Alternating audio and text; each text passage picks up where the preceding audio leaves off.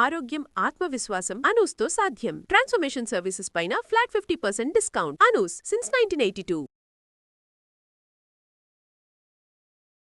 Suman TV సగర్వంగా నిర్మిస్తున్నటువంటి కార్యక్రమం పద్మవ్యూహం.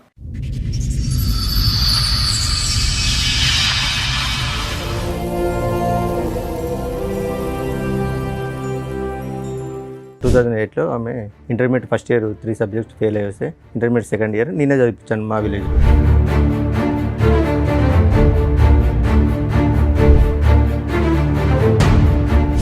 ఎగ్జామ్స్ లాస్ట్ మూమెంట్లో she carrying madam.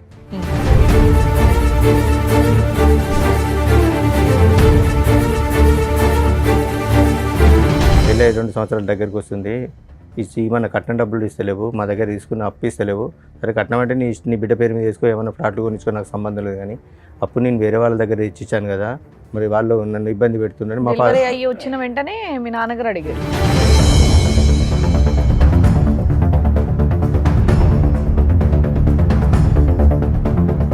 FIR చేసేమంటే Madan మీద, నా మీద, డాడీ మీద వేశారు. అంటే ఇంకా మా 5 మెంబర్స్తో పాటు అదనంగా ఒక 10 మెంబర్స్ మీద కేసు రాశారు.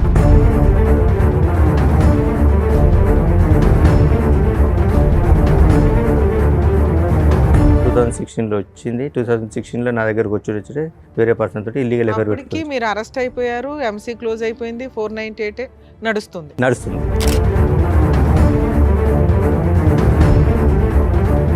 వచ్చిన 2 డేస్కే సమ్ మెసేజ్లు చూసినా మేడం. ఏంటి బేబీ నన్ను వదిలిపెట్టిపోతావా నువ్వు,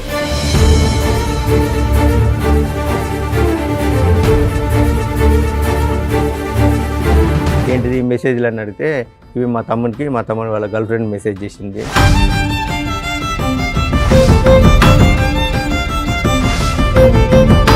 ఎంతకాలం ఉన్నారండి ఆవిడతో పాటు? 2016 వచ్చింది, ఎంతకాలం ఉన్నారు? మళ్ళీ 17లో క్యారింగ్ వెళ్ళిపోయింది.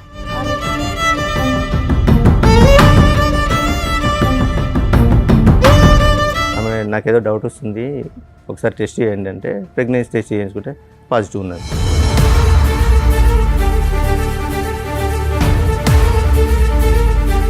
హైదరాబాద్ ఉంటానే నేను వస్తా అంటే హైదరాబాద్ షిఫ్ట్ అయ్యాం. హైదరాబాద్ షిఫ్ట్ అయినాక ఒక 2.5 months తర్వాత మళ్ళీ కన్సీవ్. సిగ్గులేదు, పిల్లలు మంచి పేరు పడుకుంటే నోరు మూసుకోవాలి కానీ అడుగుతారు ఎవడని వాళ్ళ మదర్ అన్నది.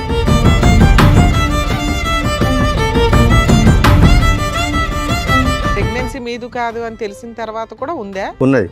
మళ్ళీ అబార్షన్ చేయించుకుందా? మళ్ళీ అబార్షన్ చేయించుకున్నది. అదే 2017లో మళ్ళీ నా మూలంగా సరే మళ్ళీ క్యారింగ్.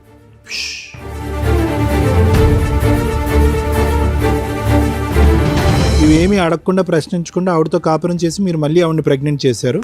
నాకు ప్రాణ భయం ఉన్నది, నన్ను వెళ్తే చంపేశారు. మళ్ళీ సేమ్ రిపీట్.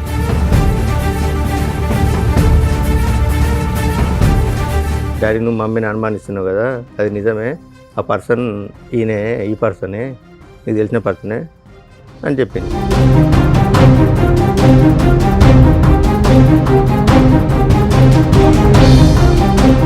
నేను ఒక ఆడపిల్లని, ఆ అమ్మాయి ఒక ఆడపిల్ల, ఫస్ట్ నుంచి బాధలు పడుతూనే ఉంది. అంటే వీళ్ళ పేరెంట్స్ ఆ అమ్మాయి, ఆమెను ఈయన కలిసి ఫస్ట్ నుంచి ఇబ్బంది పెడుతూనే ఉన్నది.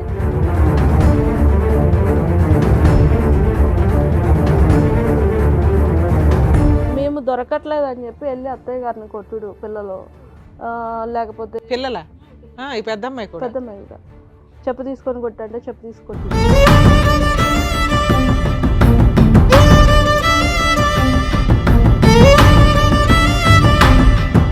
14 సంవత్సరాల పాటు వీళ్ళు కొట్టుకుంటూనే ఉన్నారు. పెళ్లి చేసుకుని పట్టుమని 1-2 సంవత్సరాలు కూడా హ్యాపీగా లేరు, కొట్టుకుంటూనే ఉన్నారు. వీళ్ళిద్దరి యొక్క డైనమిక్స్ ఎప్పుడూ కూడా బ్యాలెన్స్డ్గా లేదు.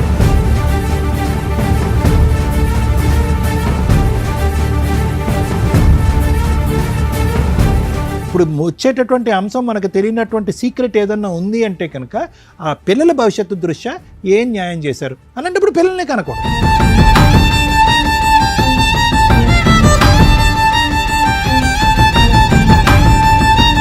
నిజంగా వీళ్ళిద్దరూ చాలా పాపం మూటగట్టుకున్నారు.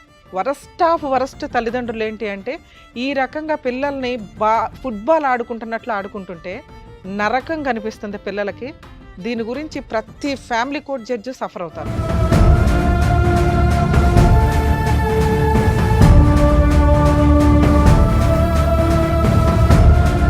మీ ఎదవ డ్రామాలకి, మీ ఆస్తి పంపకాలకి, మీ మెయింటెనెన్స్ల కోసం పిల్లల్ని బలిపశువులు చేయొద్దు.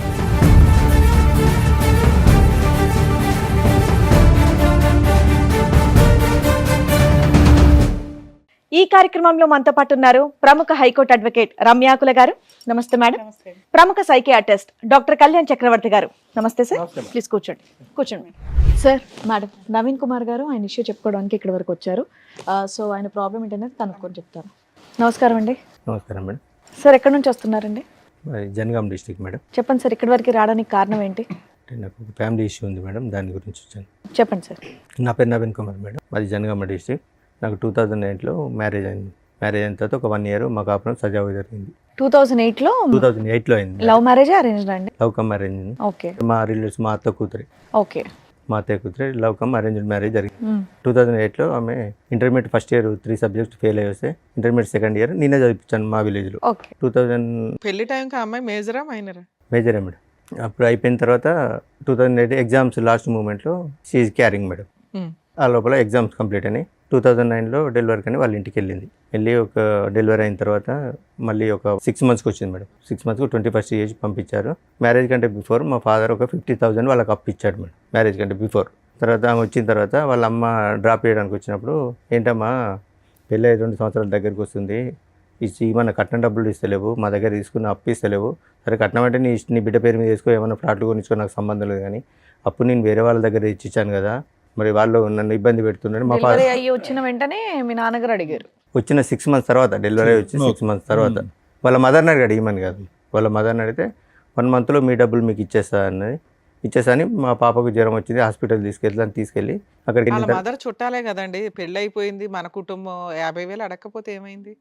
ఏంటి సార్, మీ నాన్నగారు 50,000 అడగకపోతే ఏమైంది? కోడలు ఇంట్లోకి వచ్చేసింది, వేరే వాళ్ళ దగ్గర అప్పు ఇప్పించాడు. మ్యారేజ్ కంటే ఒక 3 ఇప్పించాడు, మ్యారేజ్ కంటే 3 years బిఫోర్ మేడం. అవును, 3 years ఏం చేశాడు? వన్స్ పెళ్ళి అయిపోయినాక మీ కుటుంబ సభ్యులాళ్ళు అన్ని సంవత్సరాలు ఆగుతారా 50,000కి? అడిగేసరికి నాకు ప్రాణభయం ఉన్నది, నేను కాపురానికి రాను అని మీ ఆవిడ అందా? ఆవిడ అన్నది. 2011లో నేను పాపను చూడడానికి వెళ్ళిన. ఎన్నిసార్లు పెద్ద మనుషులు తీసుకొని వెళ్ళినా నేను రాను, కాపురం చేయను, నాకు ప్రాణభయం ఉన్నది, వాళ్ళు నన్ను బాగా టార్చర్ పెడతారు అని 2011లో నేను మా పాపను చూడడానికి వెళ్ళిన. పాపను చూడడానికి విడిపోయారు. 2008లో మ్యారేజ్ అయింది మేడం. 9లో విడిపోయారా? 10లో విడిపోయిందా? 10లో మేడం. 10లో వాళ్ళ ఇంటికి వెళ్ళిపోయి నాకు ప్రాణభయం ఉన్నది, నేను రాను అంటే 2011లో నేను పాపను చూడడానికి వెళ్ళాను. వాళ్ళ ఇంటికి కూడా వెళ్ళా. వాళ్ళ ఇంటి పక్క వాళ్ళ ఇంటికి వెళ్ళి పాపను చూస్తే ఎందుకు వచ్చావు నువ్వు అని వాళ్ళమ్మ దౌర్జన్యం చేసింది. దౌర్జన్యం చేస్తే నేను 50,000 గురించే లేదు, పాపను చూడడానికి కుటుంబ తగాదా అయిపోయింది. విడిపోవడానికి రీజన్ 50,000 గురించే విడిపోయినాం మేడం. అంటే ఆమె రీజన్ అయితే అది 50,000 అడుగుతారనే ఉద్దేశంతో 2011లో కేసు పెట్టింది. పోయి 498 కేసు పెట్టింది నా మీద, తమ్ముని మీద. మా తమ్ముడు చెల్లె భద్రాచలం దగ్గర బీటెక్ చేస్తున్నారు. తమ్ముని మీద, నా మీద, చెల్లె మీద. చదువుకున్నారు సార్ నవీన్ గారు? సార్ మీరేం చదువుకున్నారు? DMLT చేసింది సార్. ల్యాబ్ టెక్నీషియన్ ఉందా? అక్కడ ఉందా ల్యాబ్? ఉందా ఊర్లో? ఉన్నాయి సార్. ఇప్పుడు నడిపిస్తున్నారా? లేదు సార్. సరే, ఇప్పుడు ఏం చేస్తున్నారు మరి? మైనింగ్ దాంట్లో. మైనింగ్ దాంట్లో.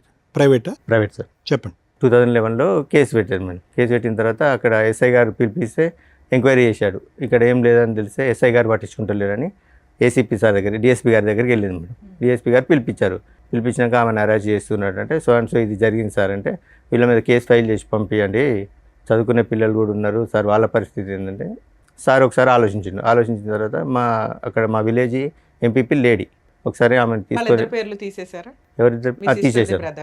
మా బ్రదర్ సిస్టర్ 498 వేసింది, MC వేసింది మేడం, మెయింటెనెన్స్ వేసింది.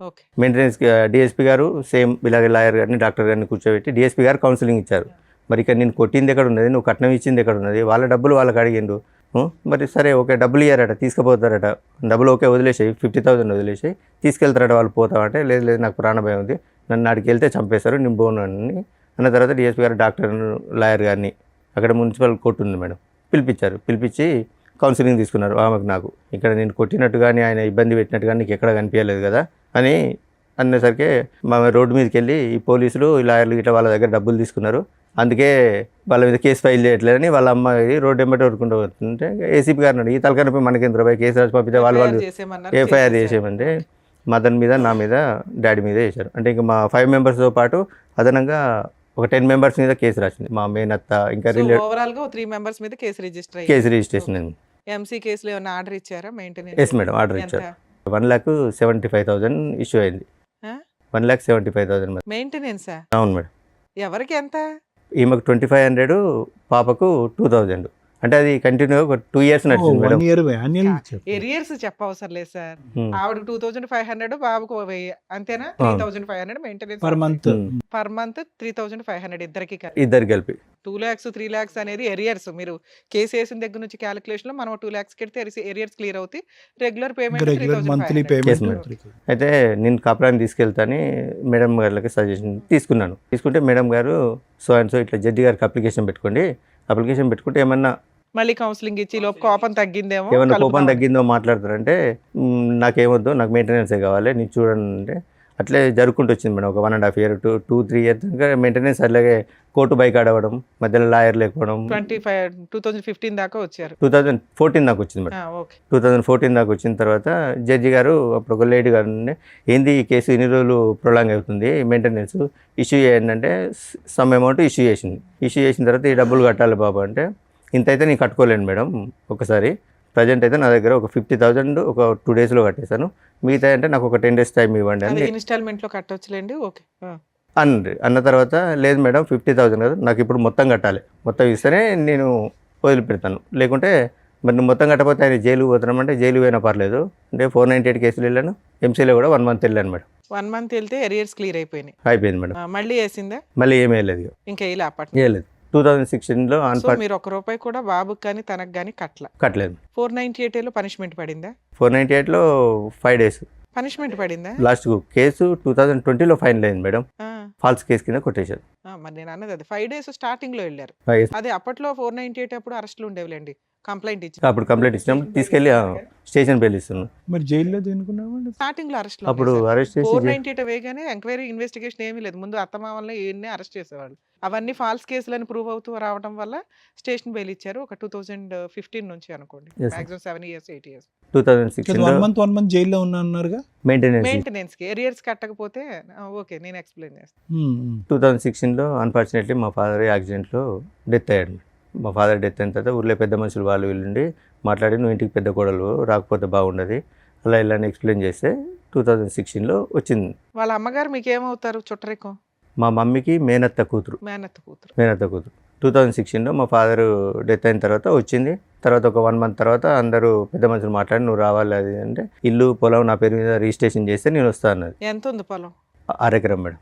అరెకరం. 1/2 ఎకరం. మీరు ఎంతమంది? ఇద్దరు మీ మేడం. బ్రదర్ ఒక ఉన్నాడు, బ్రదర్, మీరు ఉన్నారు, సిస్టర్ సిస్టర్ ఉంది, ఉంది, అమ్మ ఉంది. అమ్మ ఉంది. ఓకే. అయితే చేయాలంటే మామూలుగా ఏమన్నంటే మా బ్రదర్ ఉండి మీ కాపురం బాగుంటుందంటే అది కూడా నేను ఇచ్చేస్తాను, నా పలకు వచ్చే 11 గుంటలు, మా తమ్ముడు government job madam, central government, ఆ 11 గుంటలు కూడా నేను ఇస్తా, నాకు ఇబ్బంది ఏం లేదు అంటే 2016లో వచ్చింది. వచ్చింది 2016లో వచ్చింది. 2016లో నా దగ్గరకు వచ్చి వేరే పర్సన్ తోటి ఇల్లీగల్ ఎఫైర్ అప్పటికి పెట్టుకుంది. మీరు అరెస్ట్ అయిపోయారు, ఎంసీ క్లోజ్ అయిపోయింది, 498 నడుస్తుంది. 2016లో నా దగ్గరకు వచ్చింది. వచ్చిన 2 daysకే సమ్ మెసేజ్లు చూసినా మేడం. ఏంటి బేబీ నన్ను వదిలిపెట్టిపోతావా నువ్వు, వాడి దగ్గరికి మళ్ళీ ఎందుకు వెళ్ళావు అని మెసేజ్ చూశాను.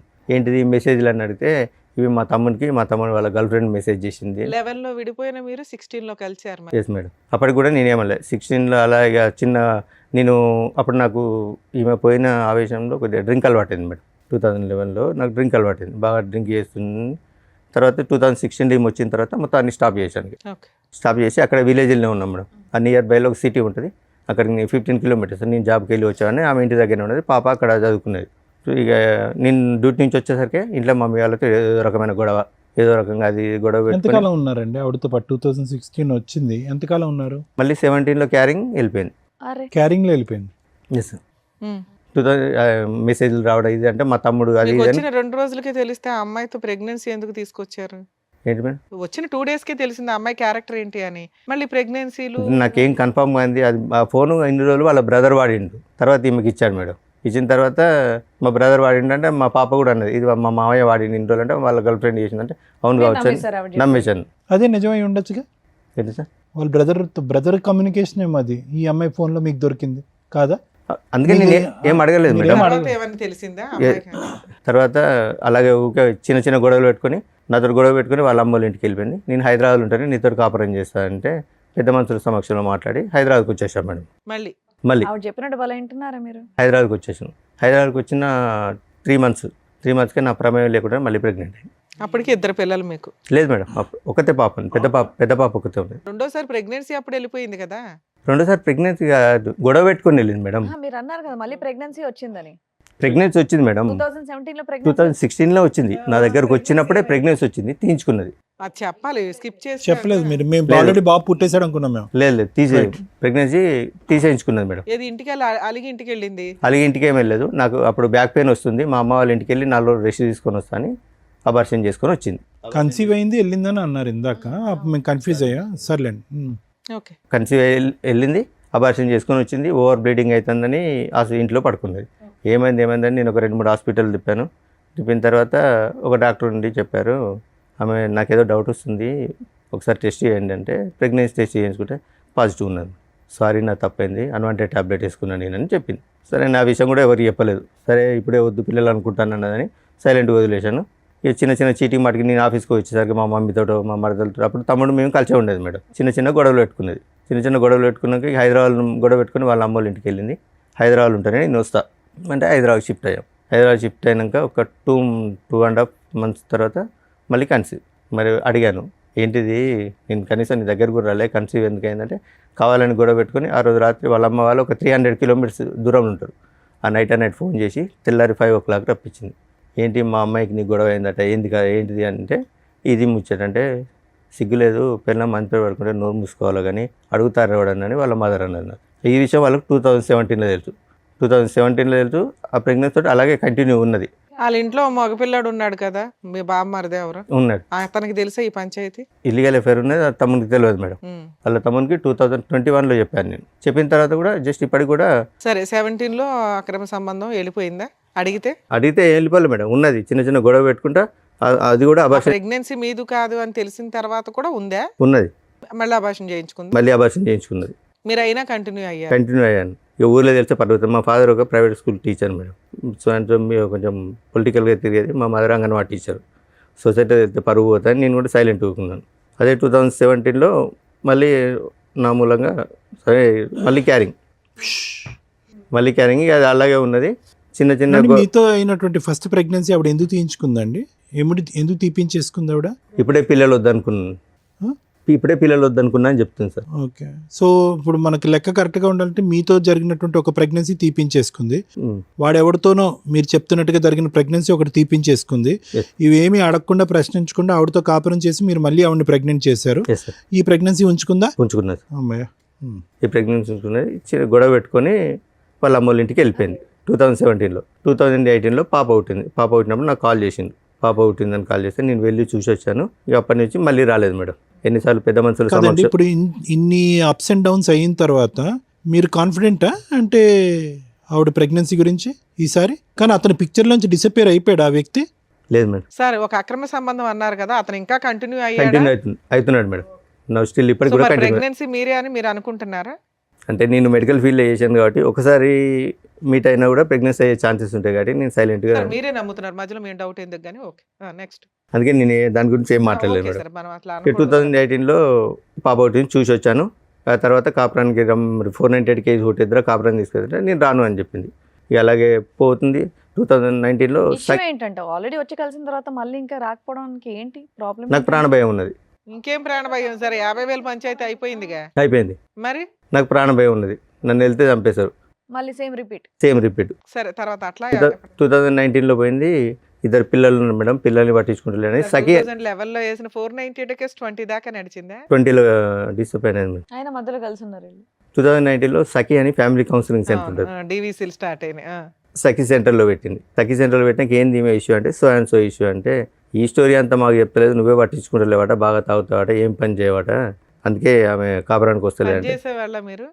చేసేవాడిని. ఇంటి మెయింటెనెన్స్, రెంటల్ అవన్నీ మీరే చూసుకునేవాళ్ళ? నేనే చూసుకునేవాడిని. ఓకే. సఖి సెంటర్లో పెట్టింది. అప్పటికి ఆ కేసు ఏమైంది సార్? డివిసి కేసు కూడా రన్ అవుతుందా? లేదు, వాళ్ళు తీసేశారు. ఓకే, ఎప్పటిదాకా నడిచింది అది? 6 months నడిచింది మేడం. అంతే. తర్వాత 2020లో 498 కేసు ఫాల్స్ అని కొట్టి డిస్మిస్ అయింది.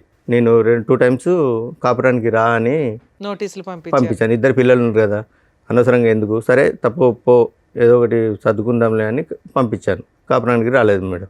ఆ నోటీసు ఒక నోటీస్ తీసుకుంది, ఇంకో నోటీసు తీసుకోలేదు. తర్వాత 21లో డైరెక్ట్ నేను డైవర్స్కి అప్లై చేశాను. ఫైనల్ డైవర్స్కి అప్లై చేశాను. కురుక్షేత్ర యుద్ధం కంటే డైవర్స్కి అప్లై చేస్తే ఆమె అటెండ్ కాలేదు. 2000 ఎక్స్పర్టీ డిగ్రీ ఇచ్చారు మేడం. ఎప్పుడు ఎన్ని ఇయర్స్ బ్యాక్? 22లో 22లో ఎక్స్పర్ట్ డిగ్రీ ఇచ్చారు. ఎక్స్పర్ట్ డిగ్రీ ఇచ్చిన తర్వాత అప్పటికి 2022లో మా పాప 9th క్లాస్. అంతకుముందు నిజామాబాద్లో చదివేది మేడం. తర్వాత ఇక్కడికి హైదరాబాద్ షిఫ్ట్ అయింది. హైదరాబాద్ షిఫ్ట్ అయినాక నాకు కాల్ చేసింది. ఎవరు? పెద్ద పాప? పెద్ద పాప. డాడీ నేను ఇక్కడ హైదరాబాద్లో చదువుతున్నాను, ఇక్కడనే ఈ పలానా సో అండ్ సో అని చెప్తే నేను మమ్మీ తమ్ముడు అందరం వెళ్ళి కలిసాం. కలిసిన తర్వాత ఒకరోజు పాప షాకింగ్ న్యూస్ చెప్పింది. డాడీ నువ్వు మమ్మీని అనుమానిస్తున్నావు కదా, అది నిజమే, ఆ పర్సన్ ఈయనే, ఈ పర్సనే, నీకు తెలిసిన పర్సనే అని చెప్పింది. ఎవరా పర్సన్? వీళ్ళ తమ్ముని వాళ్ళ ఫ్రెండ్.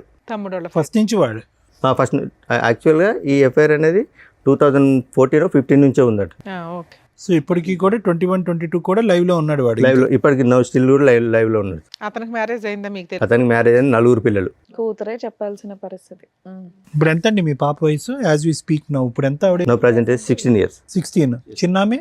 చిన్నమే 7 years. 2018 18. years. సరే, తర్వాత ఏమైంది సార్? 2022లో చెప్పింది. చెప్పిన తర్వాత నేను డైరెక్ట్ వెళ్ళి అతని దగ్గరికి వెళ్ళాను. ఆయన తెలుసు అన్నట్టు, వీళ్ళ ద్వారానే పరిచయం నాకు. అతని దగ్గర మేము చిట్టేసాం, 1 lakh చిట్టేసాం మేడం. వాళ్ళ తమ్ముడు ఫ్రెండ్ కదా? తమ్ముడి ఫ్రెండ్ అని. రైట్. చిట్టేసాం. చిట్టేసిన తర్వాత పోయి అడిగాను, ఏమంది చిట్టి డబ్బులు ఇవ్వమంటే మీ భార్య మీ అత్తమ్మ వచ్చి గొడవ పెట్టుకొని నా దగ్గర నుంచి డబ్బులు తీసుకెళ్లారా అని అడిగింది. ఎంత చిట్టు మీది? 1 lakh మేడం. అయితే అడిగితే ఇప్పుడు వాళ్ళ అమ్మ నాన్న వైఫ్ వచ్చి అందరూ వచ్చి లొల్లి పెట్టుకున్నారు కదా నీతోటి, మరి 8 years నుంచి వాళ్ళ బిడ్డతో తిరిగి ప్రెగ్నెన్సీ అయితే ఏమంటలేరా నిన్ను అన్ని వాళ్ళ వైఫ్ ముందే అడిగిన నేను. అంటే అన్న కాళ్ళలో మా పరువు వస్తే నీ దండం పెడతాను, ఆమె కాళ్ళ మీద పడ్డది. ఎవరు పడ్డింది? వాళ్ళ ఆవిడ. 4 పిల్లలు ఉన్నారుగా. అన్న మా పరువు అవుతుంది, ఇంకోసారి మీ భార్య జోలికి రాకుండా చూసుకుంటా అంటే, అదే రోజు నేను వానికి 12:30కి పోయి అడిగాను మేడం. ఈవినింగ్ 4కి వెళ్ళి ఉప్పల్ పిఎస్లో నా మీద అటెంప్ట్ మర్డర్ కేసు పెట్టింది. ఎవరు? ఈమె నా వైఫ్, ఫస్ట్ వైఫ్. వాళ్ళ ఇంటికి వెళ్ళారా మీరు? ఎవరింటికి? అమ్మాయి వాళ్ళ ఇంటికి. ఇంటికి వెళ్ళకుండానే పెట్టిందా? అయితే నేను ఉప్పల్లో ఉంటాను, ఆమె కూడా ఉప్పల్లో ఉంటుంది. ఒకసారి మెట్రో ట్రైన్ లిఫ్ట్లో పోతుంటే నేను రోడ్ వెంబడి నడుచుకుంటూ పోతుంటే నాకు కనిపించింది, నన్ను ఫాలో అవుతుందని. ఎప్పుడు సెప్టెంబర్లో కనిపించాను మేడం. December 12కి పెట్టింది నా మీద కేసు. ఎటువంటి కాంటాక్ట్ ఏం లేదు. అటెంప్ట్ మర్డర్ కేసు పెట్టి వచ్చేసినాను. చేసుకోలేదు మేడం అప్పటికి. ఏ రాస్తుంది సార్ అటెంప్ట్ మర్డర్లో? అసలు మీరెక్కడ ఉన్నారు, ఆవిడ ఎక్కడ ఉంది, అసలు ఏం రాసింది అందులో? పెట్టేసరికి సార్ ఈయన వెనకాల తిరుగుంటాడు, ఉత్తనే పెట్టరు అటెంప్ట్ లేదు మేడం. ఎంతో కొంత బేసిక్ ఎవిడెన్స్ లేకుండా పెట్టరు. మెసేజ్లు పంపించారా? నేను మెసేజ్లు ఏం పంపించలేదు. తిడుతూ గానీ ఏదైనా ఏడుతూ పడుకున్నావు, ఆడితో పడుకున్నావని? లేదు మేడం. చూద్దాంలేండి. మరి ఆవిడ అన్ని చేసినా మీరు ఏమనుకుంటున్నారండి? తిట్టకుండా అయితే అటెంప్ట్ మర్డర్ కేసు పెడితే అప్పుడే కోపంతో నా ఫోన్ పలగొట్టాను మేడం. ఎవరితో? ఎట్లా? కిందేసి కొట్టాను నా ఫోన్, రూమ్లో కిందేసి కొట్టాను. ఏదో టెన్షన్ మీద కిందేసి కొట్టాను. మా తమ్మునికి కాల్ చేశారు, మా తమ్ముడికి మా అమ్మకి కాల్ చేశారు. ఎవరు? ఎస్ఐ, ఉప్పల్ పిఎస్ నుంచి ఎస్ఐ గారు ఫోన్ చేశారు. పోలీస్ స్టేషన్లో ఫోన్ పగలగొట్టారా? లేదు బయట ఇంటికాడ.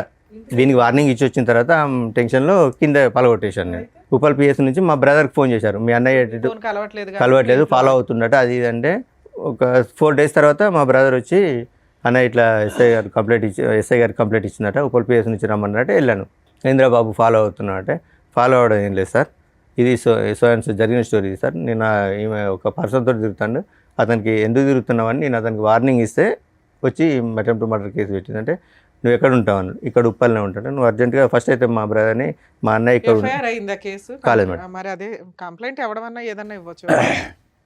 టెన్షన్ పడింది, అది అటెంప్ట్ మర్డర్ కేసు పెట్టేశారని పెట్టడం కుదరదు, కంప్లైంట్ ఇచ్చింది. ఓకే, నెక్స్ట్ ఏమైంది? తర్వాత ఏమైంది సార్, మేము పెద్ద మనుషులలో మాట్లాడుకుంటా కేసులు ఏమవుతుందని వాళ్ళ బ్రదర్ అండు ఊరికి వెళ్ళినాక పెద్ద మనుషుల సమక్షంలో సో ఇదండి జరిగింది. ఇప్పటికి కూడా అన్నీ మర్చిపోయి, ఫస్ట్ నేను కూడా ఇంతకుముందు చేసినని మర్చిపోతా, అవన్నీ కూడా పాత స్టోరీలని మర్చిపోయి, ఇప్పుడు ఒక్కరు పోయి 2 పిల్లలు అయిండు. మీరు ఏం చేశారని మర్చిపోవడానికి? ఏంటి మేడం, నేను కొంచెం హెవీగా డ్రింక్ చేసేది మేడం. మీరు మానేసాను అన్నారు కదా ఆవిడ వచ్చాక 2016లో. మానేసినాను మేడం. మానేసినా కూడా ఇప్పుడు అదే చెప్పుకొని తిరుగుతుంది. ఇంకా పెద్ద మనుషులలో అదే చెప్పుకొని తిరుగుతాడు, డ్రింక్ చేస్తాడు, ఏ పని చేయడు అని అదే చెప్పుకుంటూ తిరుగుతుంది మేడం. అదే నేను చెప్పాను. చెప్పిన తర్వాత ఏమమ్మా మరి కాపురాన్ని తీసుకెళ్తారటంటే, నేను పోను, వాడు చచ్చిన కిందికి వెళ్ళక వాడు నాకు శవంతో సమానం, నేను మాతో కాపురం చేయను అని చెప్పింది. ఎక్స్పర్ట్ ఆర్డర్స్ ఛాలెంజ్ చేసిందా అమ్మాయి? వేయలేదు మేడం. డైవర్స్ కేసుని చేయలే. ఓకే. అనేసరికి మరి నువ్వు ఓకే వాడు చనిపోయిన కిందకే లెక్క, మరి ఇప్పుడు ఇద్దరు ఆడపిల్లలు ఉన్నారు, వాళ్ళని ఏం చేద్దామంటే పెద్ద పాప వాళ్ళ డాడీ కావాలంటే వాళ్ళ డాడీ కాడికి పోతా అంటుంది కదా, పోతానంటే పెద్ద పాపను పంపిస్తా, చిన్న పాప కదా నేనే తీసుకుంటాను అన్న తర్వాత ఆమె అన్నది, వైఫ్ అన్నది, ఫస్ట్ ఆమె అన్నది. ఫస్ట్ టైం రెండో ఆవిడ ఉందా? అవును, ఎప్పుడు? 2023లో మేడం. ఎక్స్పర్టీ వచ్చింది. ఎక్స్పర్టీ వచ్చిన తర్వాత 1 year తర్వాత. అంటే వాళ్ళ పెద్ద మనుషులు ఉండి ఆమె లోకం అంతా లగ్జరీ లైఫ్ లోకం ఉంది, నీతో కాపురం చేయది సపరంగా ఎక్కి ఆమె గురించి సార్, మీరు డైవర్స్ చేసింది ఎందుకు? ఆవిడ వద్దురా బాబు అని. ఎక్స్పార్టీ ఆర్డర్స్ వచ్చినాక ఈ పంచాయతీ అంతా ఏంటి సార్?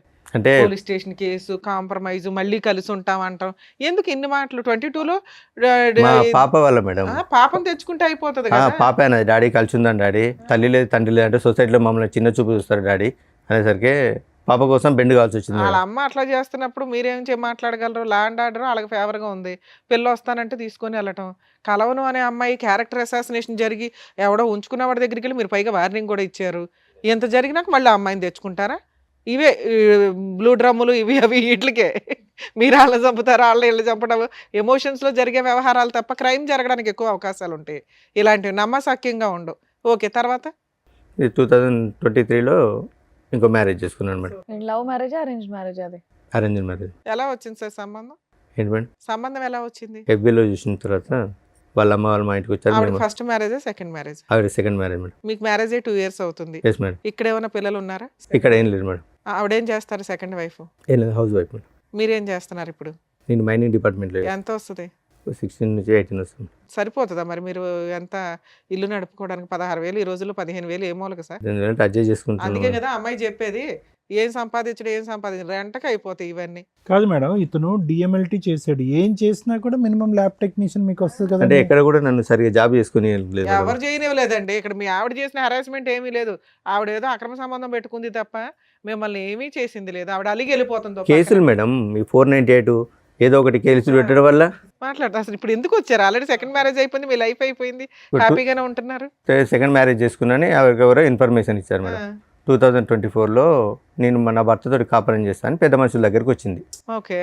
పెద్ద మనుషుల దగ్గరికి వస్తే నేను చెప్పాను ఆమెకు నాకు డైవర్స్ అయింది, ఆమె గురించి ఏది మాట్లాడాలనుకున్నా నేను లీగల్ నేర్చుకుంటా, మిగతా ఇంకేదన్నా ఉంటే చెప్పండి అంటే, మధ్యలో మీ అమ్మాయి కల్పించుకోలేదా నాన్న కలిసిపోండి అని? లేదేం కల్పించు ఓకే. అమ్మాయిని కల్పించుకోలేదు మేడం. ఇవి వచ్చారు, మేము మాట్లాడేది ఏం లేదంటే ఒక 1 hour ఉన్నారు. 1 hour తర్వాత వచ్చి ఇంటి తలుపులు తాళాలని వాళ్ళకి చైర్లు సామాన్ అంతా బయటేసి ఇప్పుడు మాట్లాడి మేము ఇంట్లోనే ఉంటాం. ఇప్పుడు నేను ఇంట్లోనే ఉంటా. అది రెంటెడ్ హౌసేగా? లేదు మేడం, అక్కడ మా విలేజ్లో మా మదర్ దగ్గర. మా మదర్ ఇప్పుడు దగ్గర కాదు, ఒక్క నిమిషం నవీన్ గారు, ఏం కావాలి ఆ అమ్మాయికి? ఏం కావాలి అసలు? ఏం కావాలి అమ్మాయి? మీకు ఆ అమ్మాయి వద్దు, ఆ అమ్మాయికి మీరు వద్దు. Okay, X party divorce. అసలు డైవర్స్ తీసుకున్న తర్వాత యుద్ధం కొనసాగుతుంది ఏంటండి? అసలు నాకు అర్థం కావట్లేదు. అది నాకు అర్థం కావట్లేదు సార్. ఏమందుకు అమ్మాయి ఇప్పుడు వస్తుందో ప్రెసెంట్, ఒక్క నిమిషం, ప్రెసెంట్ ఆ అమ్మాయి ఏ విధంగా మిమ్మల్ని హెరాస్ చేస్తుంది? ఆ అమ్మాయి హెరాస్ చేస్తుందనే కదా మీరు ఇక్కడికి వచ్చి కూర్చున్నారు. మీ ఇద్దరి మధ్యన ఏం గొడవ లేదు కదా? లేదు. ఇప్పుడు మీకు మీ మిస్సెస్ మధ్యన లేదు సార్. ఏ విధంగా ఆ అమ్మాయి మిమ్మల్ని హెరాస్ చేస్తుంది? ఏ రైట్ ఉంది ఆ అమ్మాయి హెరాస్ చేయడానికి? ఇంటి మీదకి వచ్చింది మేడం. ఇంటి మీదకి వచ్చిన తర్వాత పెద్ద మనుషులు ఏం చేశారంటే పిల్లల గురించి మాట్లాడదామని ఒక 35 days మా మమ్మీని ఇంట్లో నుంచి బయటికి పంపించి ఆమెని 35 days ఇంటి నుంచి తీర్మానం చేసిండు. పిల్లల గురించి మాట్లాడతామని తీర్మానం చేసిండు. ఆ తీర్మానం చదవకుండా మాతో సైన్ తీసుకొని ఆమె కూడా ఇంట్లో ఉండేటట్టు, ఆమె కూడా ఇంట్లో ఉంటుంది, నీకు నచ్చినప్పుడు వచ్చి కాపురం చేయండి. ఉయ్, జడ్జిల కంటే మీ ఊరు పెద్ద మనుషులు గొప్ప. డైవర్స్ అయిన అంటే తర్వాత నేను ఏంటి కోర్టు సార్ ఇది? నుంచి ఇట్లా నాకు విడాకులు వచ్చినాయంటే ఆ లాయర్లు ఎవరిని అడిగి ఇచ్చింది, ఆ లాయర్ ఎట్లా నీకు ఎవరిని అడిగి విడాకులకు అప్లై చేసిండు, ఆయన లాయర్ అయినా ఈ క్వశ్చన్ లేచిండు. ఎవరు మీ ఊరు పెద్ద మనుషులు? పెద్ద మనుషులు ఎక్కడున్నారండి? సూపర్ పెద్ద మనుషులు అయితే. ఏ దేశంలో ఉన్నారండి? వీళ్ళు కొత్త కోట ఇక ఆమె పెట్టారు. ఇంట్లో ఉంటుంది, ఆ? అప్పుడప్పుడు వస్తుంది పోతుంది, మా అందరినీ ఇంట్లోకే బయటికి వస్తే గొడవ. సీరియస్లీ? Yes madam. అదే 2025లో మా ఫాదర్ది 10 years చేద్దామని ఊరికి వెళ్ళాం మేడం. ఆ. ఊరికి వెళ్ళినప్పుడు మేము పాపని రాను, అయితే డాడీ మమ్మీ ఫీజు కట్టట్లేదు ఇబ్బంది పెడుతుంది అంటే, సరేనా నేను ఇస్తారా నువ్వు రా అని చెప్తే వస్తాను డాడీ అని. తర్వాత అదే రోజు ఫోన్ చేస్తే మీరు రావట్లేదు డాడీ అన్నది. ఆ రోజు నైట్ వచ్చింది, నైట్ 10:30కి ఇంటికి వచ్చింది మేడం. ఎవరు వచ్చారు? ఫస్ట్ ఆవిడ ఆ, పిల్లల్ని తీసుకొని వచ్చింది నైట్ 10:30కి. నువ్వు ఇప్పుడు ఎందుకు వచ్చావు, అసలు నీకు ఇంట్లో ఏం హక్కు ఉందని వచ్చినావు అంటే, నాకు పెద్ద మనుషులు రాసిస్తే నీ ఇంట్లోనే ఉంటా అంటే, మరి పెద్ద మనుషులు ఏమన్నా. అప్పుడప్పుడు వచ్చి వెళ్తూ ఉంటుందా? అవును. కాదు, వాడు డిసప్పియర్ అయ్యాడా? Age madam. వాడు గడ్డి పెట్టారు కదా, వాడు వెళ్ళిపోయినట్టేనా పిక్చర్లో? లేదు లేదు, వాడు ఉన్నాడా? ఉన్నాడు స్టిల్. నవంబర్లో కూడా నాకు కనిపించాడు. కాదు, వాడితో ఉన్నాడా ఒక అంటే బతుకున్నాడా అని కాదు సార్. సంబంధం మీ ఉందా? ఆవిడతో సంబంధం ఉందా? సంబంధం ఉందా? చూశాను, ఉన్నాయి సార్. మరి ఏంటి అక్కడ సంబంధం పెట్టుకుని ఇక్కడ పార్ట్ టైం ఏంటి? అసలు ఆవిడ ఎవరు? అంటే ఇప్పుడు- ఫోటో ఒకసారి చూపిరా. అంటే ఇప్పుడు పెద్ద మనుషులు ఏం చేస్తున్నారంటే మా దగ్గరికి న్యాయం కోసం వచ్చింది కదా, మేము ఏదో ఒకటి న్యాయం చేయాలి ఉంటుంది. అసలు మమ్మల్ని నుంచి ఏం మాట్లాడలేదు. ఊర్లో 2 గ్రూపులు ఉంటాయి. ఆవిడ వాళ్ళ పెద్ద మనుషుల దగ్గరికి వెళ్ళింది, వాళ్ళు ఏదో ఇచ్చారు. మీరు కూడా ఒక పెద్ద మనిషి దగ్గరికి వెళ్తే వాళ్ళు కూడా ఒక శాసనం రాసేస్తారు. ఇక లా అండ్ ఆర్డర్, కాన్స్టిట్యూషన్స్ ఇవేనా వద్దు, చక్కగా పెద్ద మనుషుల దగ్గర కూర్చుంటే అయిపోద్ది. 2025లో మా ఫాదర్ ఇట్లా 10 years చేద్దామంటే వెళ్ళాం మేడం. వచ్చింది నైట్ 10:30కి వచ్చింది. నువ్వు ఎందుకు వచ్చావు, ఇప్పుడు నీకేం అవసరం అని వచ్చినావు, అసలు నీకేం రైట్స్ ఉన్నాయని వచ్చినాడికి అంటే నాకు పెద్ద మనుషులు రాసిచ్చారంటే, అంటే పెద్ద మనుషులు ఏమని రాసిచ్చారు, మండే నుంచి ఫ్రైడే వరకు అక్కడ హైదరాబాద్లో కాపురం చేయి, సాటర్డే సండే నా దగ్గర కాపురం చేయమని రాసిచ్చారా అని అంటే వాళ్ళ తమ్మునికి ఫోన్ చేసింది అన్నమాట. శేఖర్ నన్ను ఇంట్లోకి రానివ్వట్లేదు, గొడవ పెడతాను, కొడతాను అని. పోలీసులకి ఎందుకు కంప్లైంట్ ఇవ్వలేదు? వన్స్ డైవర్స్ అయిపోయినాక అమ్మాయి ఆ సరౌండింగ్స్ కి రావడానికి కూడా లేదు, పోలీసులకు కోర్టు ఆర్డర్ లేకుండా. అదే రోజు ఆమె వాళ్ళ తమ్ముడు చేసిన తర్వాత 100 డైల్ చేసింది. మా అత్తయ్యను మా హస్బెండ్ నన్ను ఇంట్లోకి అరెస్ట్ చేస్తాను, ఇంట్లోకి రానివ్వట్లేదు చెప్తారు కదా డైవర్స్ వచ్చినాయి అంటారు పేపర్లో. అయితే కానిస్టేబుల్ ఉండి ఈ నైట్ 10 గంటలకు గొడవ ఎందుకమ్మా, మీరు ఉండి వేరే ఇంట్లోకి ఎక్కడన్నా ఉండండి, కానిస్టేబుల్ చెప్పాడు వేరే ఇంట్లో ఉండు. కానిస్టేబులే చెప్పాను మేడం, వేరే ఇంట్లో ఉండండి. ఇప్పుడు ఈ నైట్ ఇప్పుడు ఆమె ఏదో ఒకటి అంటే మీరు ఏదో ఒకటి అంటారు, గొడవ అవుతుంది అంటే వెళ్ళిపోయినాం మేడం. నైట్ 1 o'clock వాళ్ళ తమ్ముడు ఒక 6 రౌడీలను తీసుకొని అక్కడికి వచ్చింది. ఇప్పుడు రండి మాట్లాడదామని మా మాట్లాడడానికి లేదు మేడం, ఒక 6 రౌడీలను తీసుకొని వచ్చి మీద దౌర్జన్యం చేశారు. మా పాప ఏం చేసింది, మా సిస్టర్ని చెప్పి తీసుకొని కొట్టింది. చెప్పి తీసుకొని కొడితే లేడీస్ కొట్టుకుంటారు. మీ సిస్టర్ ని కొట్టిందా మీ అమ్మాయి? ఎందుకు గొడవ రెచ్చగొట్టాలని. మీ పాప మీకే ఫేవర్. అక్కడ వాళ్ళు చెప్పినట్టు ఉంటుంది, ఇక్కడ నాకు ఫోన్ చేసి డాడీ నన్ను ఇబ్బంది పెడతారని నాకు చెప్పి మహానటి. ఓకే, చిన్నపిల్ల ఏమి అనలేం. చెప్పి తీసుకొని కొట్టేసరికి మా చెల్లె మా పాపను కొట్టింది. వాళ్ళిద్దరూ కొట్టుకుంటే బయటకు వెళ్ళిండ్రు. వాళ్ళ తమ్ముడు ఏం చేసిండు, వెనక నుంచి మా అమ్మ మీద ఇంతలా రాయి ఎత్తేసిండు. జస్ట్ మా అమ్మ కాలు స్కిడ్ అయ్యేసరికి ఇట్లా రాసుకుంటూ వెళ్ళింది. ఎవరు మీ అమ్మగారికి? మా అమ్మగారికి రాసుకుంటూ వెళ్ళిన తర్వాత మీ నాన్నగారు 10th anniversary రోజు. ఎస్ సార్, అంటే తెల్లారితే 10th anniversary అదే నైట్. మీరు చెప్తున్నవన్నీ నిజాలేనా? Yes madam. ఇప్పుడు మీ ఆవిడతో మాట్లాడితే ఫస్ట్ వైఫ్ తో ఇప్పుడు లైవ్ వీడియోలు ఉన్నాయి మేడం, వాళ్ళు ఇవన్నీ చెప్తుంది. ఇప్పుడు ఈవిడ పరిస్థితి ఏంటి? ఇప్పుడు మీ సతీమణి, ఇప్పుడు భార్య, ఈవిడ పరిస్థితి ఏంటి? ఆవిడ ఓకే సార్. ఈవిడ ఓకే అంటే ఏ విధంగా ఓకే? ఇంత యుద్ధాలు జరుగుతుంటుంటే ఇంట్లో ఆవిడకి ఓకే ఎలా అవుతుంది? వాళ్ళ పేరెంట్స్ ఉంటారు, వాళ్ళు ప్రశ్నిస్తారు. అసలు ఆ అమ్మాయి రైట్స్ ఏంటి? ఇంకా మీ గొడవలు పెళ్లికి ముందు ఉన్నాయి, పెళ్లి తర్వాత ఉన్నాయి, విడాకులు అయిన తర్వాత ఉన్నాయి, ఎప్పటికీ కంటిన్యూ అవుతూనే ఉన్నాయి. మీరు మీ ఆవిడ అప్పుడు ఏం మాట్లాడలేదా? నువ్వు ఎందుకు వచ్చావు, మీరు ఎలాగో మాట్లాడలేదు, మీరు ఎలాగో తిట్టట్లేదు, పోనీ ఆవిడ కూడా మాట్లాడలేదా డివోర్స్ అయ్యాక ఎందుకు వస్తున్నావు అని చెప్పి? ఆవిడ లేరా అప్పుడు ఇంట్లో? ఎవరు ఉన్నారు? ఉన్నదా అమ్మాయి? ఇక మమ్మీ వాళ్ళు మాట్లాడుతుంది కదా, మమ్మీ వాళ్ళు మేము మాట్లాడుతున్నాం కదా, ఆమె ఏమి ఎంటర్ కాలేదు. మరి వీళ్ళెవరూ మాట్లాడలేదుగా. అదే రోజు గొడవ అయిన తర్వాత ఏమైంది? హాస్పిటల్ నెక్స్ట్ డే రండి పోలీస్ కానిస్టేబుల్ అన్నాడు, ఆ కథ ఏమైందో చెప్పండి. స్టేషన్కి వెళ్ళినాం. Very good. స్టేషన్కి వెళ్ళి ఇట్లా కంప్లైంట్ ఇస్తామంటే వాళ్ళు కూడా కంప్లైంట్ తీసుకొని వస్తున్నాడు అండి. ఆ రోజు మా బ్రదర్ ఉన్నాడు, మా మరిది నా మీద చేసిండు, నన్ను కొట్టిండని మా తమ్ముడిని ఇరికించింది. మా తమ్ముడిని మా బాబు మీద కేసు పెట్టింది. కేసు పెట్టేసరికి మీ మీద కూడా కేసు ఫైల్ చేయమంటాను, ఇద్దరి మీద FIR ఫైల్ చేస్తాను ఎస్ఐ గారు అడుగుతారు. మాకు పెద్ద మనుషులు రాసి ఇచ్చారు సార్. పోలీసులు పెద్ద మనుషుల జడ్జిమెంట్లు ఎందుకు ఒబే చేస్తారండి? మీరు డైవర్స్ పేపర్ చూపించాలి కదా. చూపించిన మేడం, చూపించిన పెద్ద మనుషుల లీడర్షిప్ అన్నారా? ఏ పోలీస్ స్టేషన్ చెప్పండి నాకు, ఇప్పుడు మాట్లాడతాను. కొడకన్ల పోలీస్ స్టేషన్ మాట్లాడించండి. ఏఎస్ఐ అన్నాడా? డైవర్స్ చేసిన తర్వాత మీకు పెద్ద మనుషులు మీ ఫస్ట్ వారితో కలిసి ఉండమన్నారు, ఆ ఇంట్లో ఉండమని మీకు పోలీసులు చెప్పారా? ఎక్కడ వెళ్ళలేదండి. ఇప్పుడు పోలీసులు అంటే పోలీసులు ఆ ఇంట్లో ఉండమని మీ వైఫ్ చెప్పారా? చెప్పలేదు మేడం. అంటే మీరు తీర్మానం ఇచ్చినందుకు ఆమె ఇంట్లో ఉంటుంది, ఇట్లా చేస్తాను. మరి ఏంది పరిస్థితి అంటే పెద్ద మనుషులు ఎస్ఐ గారికి ఏమన్నారంటే, సార్ ఇంకోసారి మేము రానివ్వము, అమ్మాయిని ఇంట్లోకి రానియమన్నాడు. అన్న తర్వాత కూడా ఇప్పుడు 3 times వచ్చింది. అది వేరే పెద్ద మనుషులు పంచాయతీలు పనికిరావు అనేది క్లారిటీ వచ్చింది. మీకు ఎస్ఐ కూడా చెప్పాడు, మీరు ఎవరు జడ్జిమెంట్లు ఇవ్వడానికి పక్కకి వెళ్ళండి అని. సరే సార్ ఇంకోసారి ఎట్లాంటి బోడి పెత్తనాలు చేయమని పెద్ద మనుషులు అన్నారు, అంతేనా? నుంచి రానివ్వం అన్నారు, వాళ్ళు సైడ్ అయ్యారు, ఆ జడ్జిమెంట్ సైడ్ అయ్యింది. మీ వైఫ్ అయినా లెక్క చేయకుండా వస్తుంది. ఇప్పుడు చిన్న చిన్న వాటికి మొన్న పోలీస్ స్టేషన్ లో కేసులే వేసారు. నస తప్ప ఏమీ లేదు ఇందులో. అంటే మధ్యరాత్రి కొట్టడానికి వస్తే నా హ్యాండ్ ఇరిగింది, మా మమ్మీకి తలకాయ కలిగింది. అయినా మీ కేసు తీసుకోరు, అలాగే వాళ్ళు వేసిన కేసులు తీసుకోరు. ఈ నస మీకు నడుస్తానే ఉంది. మిమ్మల్ని నమ్ముకొని వచ్చిన సెకండ్ వైఫ్ అయితే మీకు కష్టాలు పడతానే ఉంది. ఇప్పుడు ఇక్కడికి ఎందుకు వచ్చారు? ఇక్కడికి ఎందుకు వచ్చారంటే మొన్న రీసెంట్ గా ఒక 3 months బ్యాక్ మా పాప ఇంట్లో నుంచి వెళ్ళిపోయింది. పెద్ద అమ్మాయి వాళ్ళు హరాచి చేసి వెళ్ళిపోయిందా, వాళ్ళు దాచిపెట్టారో తెలియదు. తెలియకుంటే నాకు ఫోన్ చేశారు. ఫోన్ చేశారు పోచారం PS నుంచి ఎస్ఐ గారు ఫోన్ చేశారు, మీ అమ్మాయి మిస్ అయింది, మీ దగ్గరకు వచ్చిందని. నా ఫోన్ పని చేయకుంటే అసలు మీ అమ్మాయితో మాట్లాడుతున్నారు? ఎంత పెద్ద పంచాయతీ పెట్టిన అమ్మాయిని మాట్లాడుతుంది, మీతో మాట్లాడుతుంది. మీ అమ్మాయి వెళ్ళిపోయింది, మీ దగ్గరికి వచ్చిందట, ఇట్లా వచ్చి కంప్లైంట్ ఇచ్చారంటే మా మదర్ ఉంటే నా దగ్గర రాలేదు, మీ అబ్బాయి ఎక్కడ ఉంటే మా అబ్బాయి నా కాంటాక్ట్లో లేడు, మాకు తెలియదు అన్నారు. మధ్యరాత్రి 12 o'clock పోలీసులను తీసుకొని వాళ్ళ దగ్గర ఉంటారని కానిస్టేబుల్ తీసుకొని మా చెల్లె వాళ్ళ ఇంటికి సోదాకు వచ్చింది. 12 గంటలకు వస్తే మా బాబాయ్ ఆయన తిట్టడం, ఈ నైట్ 12 o'clock ఏందండి పిటిషనర్ని పట్టుకుని మా ఇంటికి వచ్చేది ఏందండి అని మా బావ వాళ్ళ ఫ్రెండ్ ఒక అన్నాడు. అంటే మైనర్ అమ్మాయి కాబట్టి ఎవరో మైనర్ కాబట్టి తండ్రి సంరక్షణ ఉండాలి, సో ఎవరో ఒకరు ఉండాలంటే తర్వాత ఆ రోజు 3 o'clock పాప మా మదర్కి ఫోన్ చేసింది. నానమ్మ నేను ఇక్కడ హన్మకొండ బస్ స్టాండ్లో ఉన్నాను, నన్ను ఇట్లా టార్చర్ పెడతారు, చిత్రహింసలు పెడతారు, నేను ఉండను, అందుకే ఇంట్లోకి పారిపోయినా, నేను ఆమెకు ఉండు ఇష్టం. నుంచి పారిపోవడం ఎందుకు? మీకు ఫోన్ చేసి మీ దగ్గరకు వచ్చేవచ్చుగా. అదే. అంత తెలివితే అట్లా ఎందుకు ఎవరు అమ్మాయిలకి? పెడుతున్నారు టార్చర్? వాళ్ళ అమ్మును వాళ్ళ మామ మొన్న రీసెంట్గా వాళ్ళ మామ ఇంట్లో ఫ్రెండ్స్ తోటి పార్టీకి ఏదో బర్త్డే ఫంక్షన్ ఉంటే వెళ్ళిందట. 5 o'clock వచ్చేది, 7 o'clock వచ్చిందట. ఎక్కడికి వెళ్ళావని బెల్ట్ తీసుకొని కొట్టి బూట్ కాలుతో అన్నట ఫోన్ చేసి చెప్తుంది. మా ముందు మా నటిస్తుంది. మీ అమ్మాయి ముదురు తెలివితేటలు మాకు అర్థం అవుతున్నాయి. ఏ పని చేసిందో మామ, ఇప్పుడు నువ్వు లేవు అక్కడ, మేనమామ కంట్రోల్ పెట్టాలి, పెట్టాడు. ఇగో ఇట్లాగే ఉంటాయి భార్యాభర్తలు విడిపోతే. ఆడపిల్లలు కానీ మగపిల్లలు కానీ టీనేజర్స్ ఇది ఒక డ్రామా. వాళ్ళకి ఫుట్బాల్ ఆడుకుంటారు పేరెంట్స్ని, వాళ్ళ క్యారెక్టర్లే పోతాయి. విడిపోయేటప్పుడు ఒక 100 సార్లు ఆలోచించండి. చెప్పండి. ఆవిడ దృష్టిలో ఆవిడ వాడుకుంటుంది, మీకు అవసరం వచ్చినప్పుడు మీరు వాడుకుంటున్నారు ఆ పిల్లని. ఇప్పుడు వాళ్ళ బ్రదర్ తోటి మాకు ప్రాణహాని ఉందా? ప్రాణహాని ఉంది మేడం. పోలీస్ స్టేషన్లో మీ అడ్వకేట్ ప్రైవేట్ కంప్లైంట్ ఇవ్వచ్చు, ఉన్న ఇన్సిడెంట్లు అన్ని పెట్టి. ఇప్పుడు పెద్దమ్మాయి ఎక్కడ ఉంది నవీన్ గారు? వాళ్ళ దగ్గర ఉంది, వాళ్ళ దగ్గరే ఉంది. మళ్ళీ అక్కడే చేరింది ఆ అమ్మాయి? అక్కడే చేరింది. మీ దగ్గరకు వచ్చేస్తానని అనట్లేదు? వచ్చేస్తా అని మాతో చెప్తుంది. అంటే ఇంట్లో వెళ్ళిపోయేటప్పుడే, ఇంట్లోంచి బయటకు వెళ్ళినప్పుడే మీ అమ్మాయి మీకు ఫోన్ చేస్తుంది, పెళ్లి స్టేషన్లో కంప్లైంట్ అయినా అంటే సరే ఇస్తారు డాడీ అంటుంది, ఇవ్వట్లేదు. సరే ఇప్పుడు ఇవన్నీ ఎందుకు? వాళ్ళు మీ దగ్గరకు వచ్చినప్పుడు ఏ నష్టం జరుగుద్దో పోలీసులు కంప్లైంట్ ఇవ్వడం, సర్దుకోవడం, మీ పని ఏదో మీరు చూసుకోవచ్చు. ఎందుకు వాళ్ళ ఇంట్లో ఏం జరుగుతుంది ఈ నష్టం ఎందుకు మీకు? ఎవరింట్లో? మీకు డైవర్స్ వచ్చినాయి, అయిపోయాయి.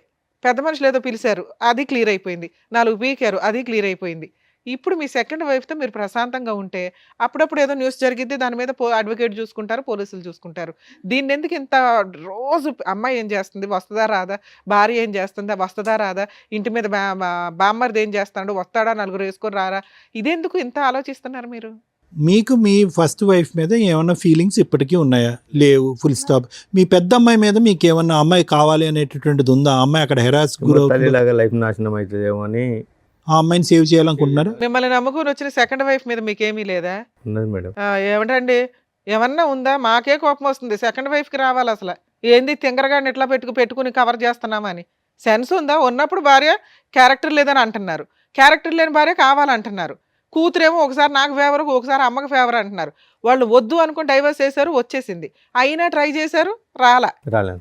వన్స్ మీరు పూర్తిగా క్లోజ్ అయిపోతున్నారు, వేరే అమ్మాయిని చేసుకొని అని తెలిసినాక ఆవిడ వచ్చినాక మిమ్మల్ని నమ్ముకొని ఒక అమ్మాయి వచ్చి విత్ క్యారెక్టర్తో వచ్చి మీ పక్కన కూర్చున్నప్పుడు ఆవిడకి ఎక్కువ ఇంపార్టెన్స్ ఇచ్చుకోవాలి సెకండ్ వైఫ్కి. ఈ అమ్మాయిది చిన్న నసలు కొన్ని రోజులు జరుగుతాయి, ఆ నసలేవో క్లియర్ చేసుకోవాలా, ఊరుకోవాలా. స్టిల్ ఇప్పటికీ తవ్వుకుంటున్నారు మీరు ఇదే పనిగా. సంపాదించేది పావల, పంచాయతీలు 100. సరే ఓకే, ఇక్కడికి ఎందుకు వచ్చారు? ఇప్పుడు నా అడ్రస్ తెలుసుకోవడానికి ఏదో ఒకటి పాపని ఎర్ర వాడుతుండ్రు, లేకపోతే అక్కడికి వెళ్ళి మా మమ్మీని అరెస్ట్ చేసి చేయొచ్చు కదా సార్, మీ చేతిలో ఉంది ఆయుధం, ఫోను. అంటే ఇంటికి వెళ్ళి మమ్మీని అరెస్ట్ చేస్తాను మేడం. మీ అమ్మగారు కంప్లైంట్ ఇస్తే అయిపోతుంది, చాలా కంప్లైంట్ ఇస్తే ఎస్ఐ గారు సింపుల్ పెద్ద మనుషులలో మాట్లాడుకుంటున్నారు అంటున్నారు కదా. అడ్వకేట్ని పెట్టుకుంటే ప్రైవేట్ కంప్లైంట్ అయిపోయాయి, సింపుల్ ప్రాసెస్. మీతో పాటు ఎవరైనా వచ్చారా? ఎవరు రాలేదు. వాళ్ళు కూడా నీతోటి మేము తిరగడం వల్ల వాళ్ళు కూడా మమ్మల్ని స్ట్రగుల్ చేస్తారని. యాక్చువల్లీ ఏంటంటే పెద్ద మనుషులు జరుగుతుంటే కూడా నా మీద అంటే మామూలుగా ఎంసీ కేసు వేసింది మేడం. అంటే ఇక్కడ మళ్ళీ పెద్ద మనుషులలో సెటిల్ చేసుకుంటే మళ్ళీ ఎంసీ తిరగాలని నేను ఫీజు కట్టట్లేదు మేడం. సార్ మీతో పాటు ఎవరైనా వచ్చారా? నా రెండో భార్య వచ్చింది మేడం. హలో అండి, మీ పేరు? శ్వేత మేడం. శ్వేత గారు. సో విన్నారు కదండి ఇప్పటివరకు ఆయన చెప్పింది. సో మీరన్నా గట్టిగా ఏదో ఒకటి మాట్లాడొచ్చు కదా. అంటే ఇప్పుడు ఆయనకి కూతురు మీద ప్రేమ ఎక్కువ ఫస్ట్ నుంచి కూడా. నేను ఏం చెప్పినా కానీ వినే సిచ్యువేషన్ లేదు. మీరు బయట నుంచి వచ్చారన్న ఒక ఫీలింగ్ ఒకవేళ నేను ఏమన్నా చెప్పినా అమ్మాయి వచ్చి తండ్రిని కూతుర్ని విడదీసేసింది అని అంటారని నేను ఇప్పటి వరకు కామ్గా ఉన్నాను. పైగా ఇంకోటి ఏంటంటే నేను ఒక ఆడపిల్లని, ఆ అమ్మాయి ఒక ఆడపిల్ల, ఫస్ట్ నుంచి బాధలు పడుతూనే ఉంది. అంటే వీళ్ళ పేరెంట్స్ ఆమెను ఈయన కలిసి ఫస్ట్ నుంచి ఇబ్బంది పెడుతూనే ఉన్నది అని చెప్పేసి నేను కూడా సరే మాట్లాడు అని చెప్పేసి ఊరుకున్నాను నేను. ఓకే, ఇంకా కూతురే కదా అని మాట్లాడమని వదిలేశారు. కానీ ఆ అమ్మాయి ఒక్క నిమిషం శ్వేత గారు, ఇప్పుడు ఆ అమ్మాయి ఆ అమ్మాయి యొక్క మెంటల్ స్టేట్ స్టేబుల్గా ఉందని అనుకోవచ్చా? ఎవరు ఇప్పుడు ఓకే ఇతనికి ప్రేమ ఉంది, ఒక నిమిషం నా మాట వినండి, ఈ యుద్ధాలు గొడవలు ఇవన్నీ చూసి ఆ అమ్మాయి ఆల్రెడీ మెంటలీ డిప్రెస్ అయ్యిందేమో అని నాకు అనిపిస్తుంది. ఆ అమ్మాయికి ఒక స్టెబిలిటీ లేదు, స్నేహితులు గీతులు అనేటటువంటి వరదలో కొట్టుకుపోతుంది. రాత్రి అర్ధరాత్రి అనక అపరాత్రి అనక ఇంటికి వస్తుంది. తిట్టినప్పుడు నాన్న గుర్తు వస్తున్నాడు, తిట్టినప్పుడు ఇంట్లో వాళ్ళు నిలదీనప్పుడు ఆ ఇంట్లో ఉంటుంది. నిజంగా ఆ అమ్మాయికి సపోర్టివ్గా ఇతను ముందుకు వెళ్ళాలి అంటే కనుక ఇతని లైఫ్ మీ లైఫ్ మీ కాపురం రిస్క్లో పడుతుంది. నేను అందుకే సార్ ఎస్, ఇప్పుడు ఈరోజు మీరు ఏంటంటే నేను ఒక ఆడపిల్ల గురించి నేను ఎలా మాట్లాడతాను, వచ్చిందంటే సవతి తల్లి వచ్చి సొంత కూతురిని దూరం చేస్తుంది అనేటటువంటి మాట దూరం మాట. ఈరోజు అతను ముందుకు వచ్చి ఫీజు కడతానన్నా, అతను వచ్చి ఆ అమ్మాయి సంరక్షణ తీసుకుంటానన్నా అంత సాఫీగా జరిగేటటువంటి అంశమా? ఫస్ట్ ఆఫ్ ఆల్ ఆ అమ్మాయి వస్తుందా? దామ్మ తలుపులు తీసావు రా అంటే ఆ అమ్మాయి వస్తుందా? I don't think so. అక్కడ వాళ్ళ ఇంట్లో గర్జించినప్పుడు, నిలదీసినప్పుడు, ప్రశ్నించినప్పుడు నాన్న అని అంటుంది, ఆ తర్వాత షట్. ఇప్పుడు ఆ అమ్మాయి గురించి ఇతను అంటే తప్పుగా అనుకోకండి, కూతురు మీద ప్రేమ ఉంటే కనుక ఆ యుద్ధం ఇప్పుడు కాదు ఎప్పుడో మొదలవ్వాలి. ఎప్పుడో కూతురు గురించి యుద్ధం అనేది ఎప్పుడో మొదలవ్వాలి, అప్పుడు మొదలవ్వలేదు. ఎప్పుడైతే విడాకులు అయిందో ఆ అమ్మాయి ఎప్పుడైతే ఫోన్ చేసి నాన్న అంటం మొదలుపెట్టిందో, అమ్మో మా నాన్న నా కూతురు అక్కడ నలిగిపోతుంది అనేటటువంటి ఫీలింగ్లో వస్తున్నారు. నా గట్ ఫీలింగ్, నా అంతరాత్మ ఏం చెప్తుందంటే ఈ మొత్తం సినారియోలో ఒక టీనేజ్లో సైడ్ ట్రాక్ అయినటువంటి ఒక ఆడపిల్ల సిచ్యువేషన్ అడ్వాంటేజ్ తీసుకుంటుంది అన్నది నా అభిప్రాయం. సేమ్ ఇప్పుడు ఆ అమ్మాయి కాదు, ఆ అమ్మాయిని నువ్వే సంరక్షణ చూసుకో, ఆ అమ్మాయిని అమ్మ నువ్వు అక్కడే పెరిగావు, అక్కడే పుట్టావు, అక్కడే మీ అమ్మ దగ్గరే ఇంతకాలం ఉన్నది, నేను చూసింది నా మాత్రమే, ఒక తండ్రిగా నేను నీ మొహం చూసింది నా మాత్రమే, తల్లి అయినా ఎవరైనా అక్కడే నువ్వు చూసుకో అమ్మా అని చెప్పి మీరు వదిలేస్తే కనుక మీ సంసారం బాగుంటుంది. ఇప్పుడు ఏంటంటే ఇతను విడాకులు ఇచ్చాడు, సడన్గా ఇప్పుడు కూతురు సంరక్షణ అనేటువంటి ఆలోచన వచ్చేటప్పటికి 2 పడవల మీద కాలు వేసేటప్పటికి అక్కడ తల్లికి మామకి అగ్గుల మీద గుగ్గులం అవుతున్నారు, ఈ అమ్మాయిని ట్రాప్ చేస్తున్నారు మీరు అనేటటువంటి ఫీలింగ్తో. అంతే కదా శ్వేత గారు? అదే కదా ఇక్కడ సబ్జెక్టు. లేదంటే ఆ అమ్మాయి ఎందుకు ఇక్కడికి వస్తుంది పదే పదే మీ భార్య విడాకులు అయిన తర్వాత?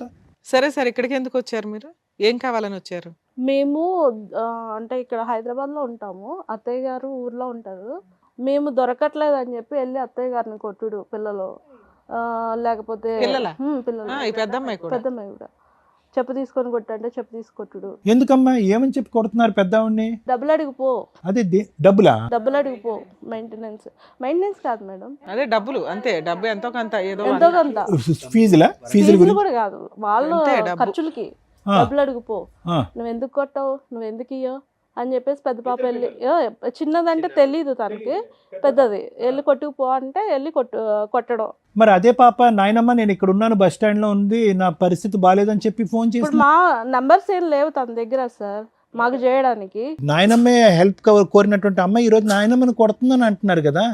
అంతకుముందు సార్, అంతకుముందు నాయనమ్మ కొట్టుపో అంటే కొట్టడం మానేసి ఇంటికి రావడం మానేసి ఎంతకాలం అయింది? ఏదో వస్తూనే ఉన్నారు మేడం వాళ్ళు. అంటే కొట్టడం లేదు, అంటే మీరు ఎక్కడ ఉన్నారో తెలియక అక్కడ attack చేస్తారు. ఒకసారి వచ్చి ఏం చేస్తారు? వచ్చింది 2 days ఉంటుండ్రు వెళ్ళిపోతుంది. పిల్లలేనా ఆవిడ కూడా? ఆవిడే వస్తుంది. వస్తారు మేడం. అప్పుడు ఏం చేస్తున్నారు ఇంట్లో వంట ఎవరు చేస్తున్నారు? వాళ్ళే చేసుకుంటారు. వాళ్ళు చేసేసుకుని వాళ్ళ వరకు ఉండి వాళ్ళ వరకు మళ్ళీ సర్దుకుని వీళ్ళు వస్తే శ్వేత గారు ఆ 2 days ఎలా నడుస్తుందమ్మా? ఆ 2 days ఎలా నడుస్తుంది? అది తెలీదు సార్ నాకు. కాదు మీ ఇంటికి వస్తుంది ఆవిడ, పిల్లలతో పాటు వస్తుంది, వీళ్ళకి తెలియదు, వాళ్ళ అత్తగారు మా కదా. అత్తగారు ఉండరు. సాటర్డే సండే మమ్మీ ఉండదు. మా సిస్టరు ఇప్పుడు 8 months క్యారింగ్ మేడం, ఇక్కడికి వస్తుందండి. మమ్మీ లేనప్పుడు వస్తుంది, ఓకే ఓన్లీ ఫెస్టివల్స్ చూసుకొని వస్తుంది. ఓకే, ఆ టైంలో మీ అమ్మగారు ఎక్కడ ఉంటారు? సిస్టర్ దగ్గరకు వస్తుంది. లేదంటే ఉన్న ఊర్లోనే అమ్మమ్మ వాళ్ళ ఇంటికాడ ఆ ఉంటాయి. ఇల్లు ఎంత వాల్యూ చేస్తుంది? ఎవరి పేరు మీద ఉంది? అత్తయ్య మా ఫాదర్ మా మమ్మీ పేరు మీద ఎంత వాల్యూ చేస్తుందండి? అప్రాక్సిమేట్లీ ఒక 6-7 lakhs ఇస్తుంది. సరే మీకు ఈ హెరాస్మెంట్లు ఇవి ఉన్నాయి, ఏం చేస్తే బెటర్, ఎలా వెళ్తే బెటర్? ఓకే అది సార్ పాప ఒకసారి మాట్లాడి అసలు ఆ సిచ్యువేషన్ ఏంటి, వస్తే మా దగ్గర ఉంటే మంచిగా ఉండి వాళ్ళకి మాకు సంబంధం లేదు, నేను మా డాడీతో ఉంటాను అంటే తీసుకుంటాం, లేదు నేను అక్కడే ఉంటాను అని అంటే పర్మనెంట్ సెటిల్మెంట్ చేసేసుకుందాం, వాళ్ళకి మాకు సంబంధం లేకుండా. అది సార్ ఇప్పుడు ఎందుకు అంటే ఇవన్నీ విషయాలు అక్కడ విలేజ్లో దాచిపెడుతున్నారు. వాళ్ళ పెద్ద మనుషులు వీళ్ళు వాళ్ళ దగ్గర డబ్బు వెళ్ళకపోతే పెద్ద మనుషుల్లోకి మిమ్మల్ని కులం నుంచి వెళ్ళేస్తాము, మీరు కులానికి అదేంటి మీకు ఏదన్నా అంటే ఇష్యూ వచ్చినా ఏమన్నా జరిగినా ఏదన్నా అయినా మేము మీ ఇంటికి రాము అని చెప్పేసి. నవీన్ గారు డైవర్స్ దాంట్లో పిల్లలకి ఏం చేయాలని కండిషన్స్ ఉన్నాయి? ఏం ఉండవు సార్, ఎక్స్పర్టీ ఆర్డర్స్ కదా. అంతే madam. Okay, she is not happy about the. అదే సార్ విన్నారు కదా, మీరేమంటారు మేడం ఈ ఇష్యూలో శ్వేత గారు, నవీన్ గారు, ఇది చాలా చాలా సాగుతున్నటువంటి కేసు. యూజువల్గా మనం ఏమనుకుంటా ఉంటే కనుక మేము కానీ చూసేటటువంటి ప్రేక్షకులు కానీ అమ్మ డైవర్స్ అయిపోయింది ఇంకా ఎక్కడితో అయిపోయింది మీరిద్దరు హ్యాపీగా, అది ఇతని దురదృష్టం అనుకోవాలా మీ నరకం అనుకోవాలా నాకు తెలియదు, కానీ డివోర్స్ అయిపోయింది కదా అంత హ్యాపీగా ఉంది పేపర్స్ వచ్చినాయి కదా ఇతను చేసుకుంటే సేఫ్ అన్నట్టుగా మీకు తప్పుగా అనుకో. మీకు మ్యారేజ్ అయిందమ్మా ఇంతకుముందు? అది అయిపోయి అదంతా క్లోజ్ అయిపోయింది, అదంతా హ్యాపీగానే ఉంది, మీ సైడ్ ఏం ట్రబుల్ లేదు, మీకు అక్కడి నుంచి ఏం చిల్డ్రన్ లేరు మీకు. ఓకే, ఇప్పుడు ఏంటంటే అందరికంటే ఇక్కడ అన్నిటికంటే నాకు చూడవలసింది బాధగా ఎవరికి ఉందంటే మీ గురించి నాకు బాధగా ఉంది శ్వేత గారు. ఆల్మోస్ట్ ఇది 2.5 years బట్టి మీరు సఫర్ అవుతున్నారు కదా, 2 years బట్టి 2 years బట్టి సఫర్ అవుతున్నారు. అంతా క్లోజ్ అయింది కదా హ్యాపీగా ఉందాం, నాకంటూ ఏ రెస్పాన్సిబిలిటీ లేదు, ఇతనితో కొత్త జీవితం ప్రారంభిద్దాం అంటే కనుక డివోర్స్ అయిపోయినటువంటి పెళ్ళం వచ్చి భార్య వచ్చి ఇప్పటికీ కూడా ఇబ్బంది పెట్టేటటువంటి దురదృష్టకరమైన పరిస్థితి చాలా రేర్గా చూస్తాం. నా వరకు అయితే లాయర్ మేడం చాలా చూసుకుంటారు కానీ చాలా రేర్గా చూస్తాం. అయితే ఇదేంటంటే ఇక్కడ తప్పుగా అనుకోకండి అమ్మ, ఇక్కడ నవీన్ గారిది కూడా తప్పు ఉంది శ్వేత గారు. ఇక్కడ ఏంటంటే కర్ర ఎరగదు పాము చావదు అన్నట్టుగా ఈ దరిద్రంగా ఇంత అంటే ఎంత దరిద్రంగా ఉందంటే ఇది ఒక పక్క నుంచి పిల్లలు నాశనం అయిపోతున్నారు. ఆ అమ్మాయిలు ఇద్దరు కూడా వాళ్ళ మెంటాలిటీ ఏంటి, వాళ్ళ వ్యక్తిత్వాలు ఏంటి, వాళ్ళు చదువుకుంటున్నారా లేదంటే ఆస్తుల గురించి పోరాడుతున్నారా, దండయాత్ర చేస్తున్నారా, నాయనమ్మ ఇంటి మీద దండయాత్ర చేస్తున్నారా, లేదంటే దొరికితే మీ ఇళ్ళ మీద దండయాత్ర చేస్తున్నారా, అక్కడ తల్లి మామయ్యతో చేతులు కలిపి ఈరోజు వాళ్ళ జీవితాలు ఎటుపోతున్నాయి అనేటువంటి గత్తెప్పినటువంటి పరిస్థితిలో వాళ్ళు ఉన్నారు ఈరోజు. ఎందుకు ఈరోజు నవీన్ గారు ఇప్పుడు ఎందుకంటే ఆవిడతో మనం మాట్లాడలేదు, ఆవిడ ఉద్దేశం ఏంటి, ఆవిడ ఎవరితో ఎటువంటి సంబంధం పెట్టుకుంది అనేటటువంటి అంశం ఈరోజు ఇతను చెప్పినటువంటి దాన్ని బట్టి మనం వీ కెనాట్ డిక్లేర్ చేయటం కూడా కాదు. ఆవిడతో మాట్లాడదామని ప్రయత్నం చేసేటప్పటికి ఆవిడ ఫోన్ మాట్లాడటానికి అంగీకరించలేదు. ఇక నవీన్ గారిని ఎందుకు నేను తప్పుపడుతున్నాను అంటే 3 అంశాలు. ఒకటి తాగుడు, ఆవిడకి ఎక్కడో నమ్మకం పోయింది. ఓకే సరే, ఆవిడ వెళ్ళిపోయిన తర్వాత తాగాడా ముందు ఉన్నప్పుడు తాగాడా అనేటటువంటిది ఒకటి, అది చిన్న అంశం వేశారు. ఇప్పుడు మానేశాను కదా ఇప్పుడు ఏం తాగట్లేదని మీరు అంటారు, అది పక్కన పెట్టండి. రెండోది ఏంటంటే బాధ్యత. ఆవిడ ఏంటంటే మొదటి నుంచి ఇతను పని చేయాలి, ఇది చేయాలి, అది చేయాలంది. మూడో అంశం ఏంటంటే కనుక ఈ నాంచుడు ధోరణి ఏదైతే ఉందో ఆవిడ నాంచిందా ఇతను నాంచాడు అనేది కాదు. వీళ్ళిద్దరూ 2008 పెళ్ళయిన తర్వాత 2023లోనో 22లోనో డైవర్స్ వచ్చిందండి. 22లో సార్, 22లో డైవర్స్ వచ్చింది. అదో 2 ఇదో 2 అంటే దగ్గర 14 సంవత్సరాల పాటు వీళ్ళు కొట్టుకుంటూనే ఉన్నారు. పెళ్లి చేసుకుని పట్టుమని 1-2 సంవత్సరాలు కూడా హ్యాపీగా లేరు, కొట్టుకుంటూనే ఉన్నారు. ఒకసారి ఆవిడ కాంప్రమైజ్ అయితే ఒకసారి ఇతను కాంప్రమైజ్ అవుతారు. ఏది ప్యారలల్గా ఇతను చెప్పినప్పుడు ఏది ఆవిడకి 2013-14 నుంచి ప్యారలల్గా ఇంకొక వ్యక్తితో సంబంధం ఉంది అనేటటువంటిది తెలిసినట్టు కూడా ఆవిడ ఇతని లెక్క ప్రకారం చెప్పిన లెక్క ప్రకారం అక్కడ ఒక గర్భం దాలుస్తుంది, ఆ గర్భాన్ని తీసేస్తుంది, ఆ ప్రెగ్నెన్సీ ఆవిడ అబార్ట్ చేసుకుంటుంది. ఇతనితో ఒకసారి సంసారం చేస్తుంది, ఆ ప్రెగ్నెన్సీ తీస్తుంది, మళ్ళీ ఇంకో పాపను కంటది. అంటే ఈ కన్ఫ్యూజన్లో ఎక్కడో చోట నవీన్ గారు బలంగా నిలబడి ఇతను ఏంటంటే కనుక ఎక్కడ బహుశా ఆ డబ్బులు ఇవ్వాల్సి వస్తుంది, ఆ మెయింటెనెన్స్ ఇవ్వాల్సి వస్తుంది అనేటటువంటి ఆలోచనతో ఏంటో అతని బ్యాక్గ్రౌండ్లో లీగల్గా ఉండేటటువంటి థాట్ ఏంటో నాకు తెలియదు, కానీ ఎప్పుడూ కూడా అతను నాకు ఈవిడ వద్దు, ఈవిడతో నేను సంసారం చేయను, కాపురం చేయను అనేటటువంటి పరిస్థితి వచ్చుంటే కనుక ఈరోజు ఆ ఆడపిల్లలు పుట్టకుండా అంటే రెండో ఆడపిల్ల పుట్టకుండా అయినా ఉండుండేదమ్మా. ఎందుకంటే వీళ్ళిద్దరి మధ్యన కొద్దో గొప్ప హ్యాపీగా ఉన్న టైంలో పెద్ద ఆడపిల్ల పుట్టేస్తుంది. ఓకే, కానీ వీళ్ళిద్దరి యొక్క డైనమిక్స్ ఎప్పుడు కూడా బ్యాలెన్స్డ్గా లేవు, ఎప్పుడు కూడా బ్యాలెన్స్డ్గా లేవు. ఇతను ఫైనాన్షియల్ రీజన్తోనో ఇంకో బాధ్యత తీసుకుంటుందో లేదంటే పిండి ఆరేస్తుందో డబ్బులు ఇవ్వాల్సిన ఉద్దేశంతో తూతూ మంత్రంగా ఆ అమ్మాయిని మళ్ళీ జీవితంలో పిలుచుకున్నాడు. అనవసరం రెండో బిడ్డ పుట్టింది కదమ్మా. అంటే కేవలం ఆ అమ్మాయి ఇతను చెప్పినటువంటి విధంగా ఏంటంటే ఆ అమ్మాయికి బ్యాలెన్స్ లేదు. ఒక పక్క నుంచి బయట బాయ్ ఫ్రెండ్, ఇంట్లో హస్బెండ్, ఈ హస్బెండ్ కావాలి, బాయ్ ఫ్రెండ్ కావాలి, అతనితో ఒకసారి ఇతనితో ఒకసారి అనేటటువంటి విధంగా ఇతను చెప్పిన మాటలు బట్టి ఆ అమ్మాయితో మనం మాట్లాడలేదు. ఇతను ఏంటంటే కనుక ఎక్కడ ఈవిడ్ని వదులుచుకుంటే కనుక ఎక్కడ ఫైనాన్షియల్ బర్డెన్ పడుతుంది, లేదంటే ఎక్కడ కోర్టుల చుట్టూ తిరగాలన్న ఉద్దేశంతో వీళ్ళు స్వార్థంతో ఇంకో బిడ్డను కనేసరిగా ఈరోజు. ఇప్పుడు ఆ ఇద్దరు ఆడపిల్లలే కదా ఇప్పుడు తల్లిని మించినటువంటి సైనికులు అయ్యారు.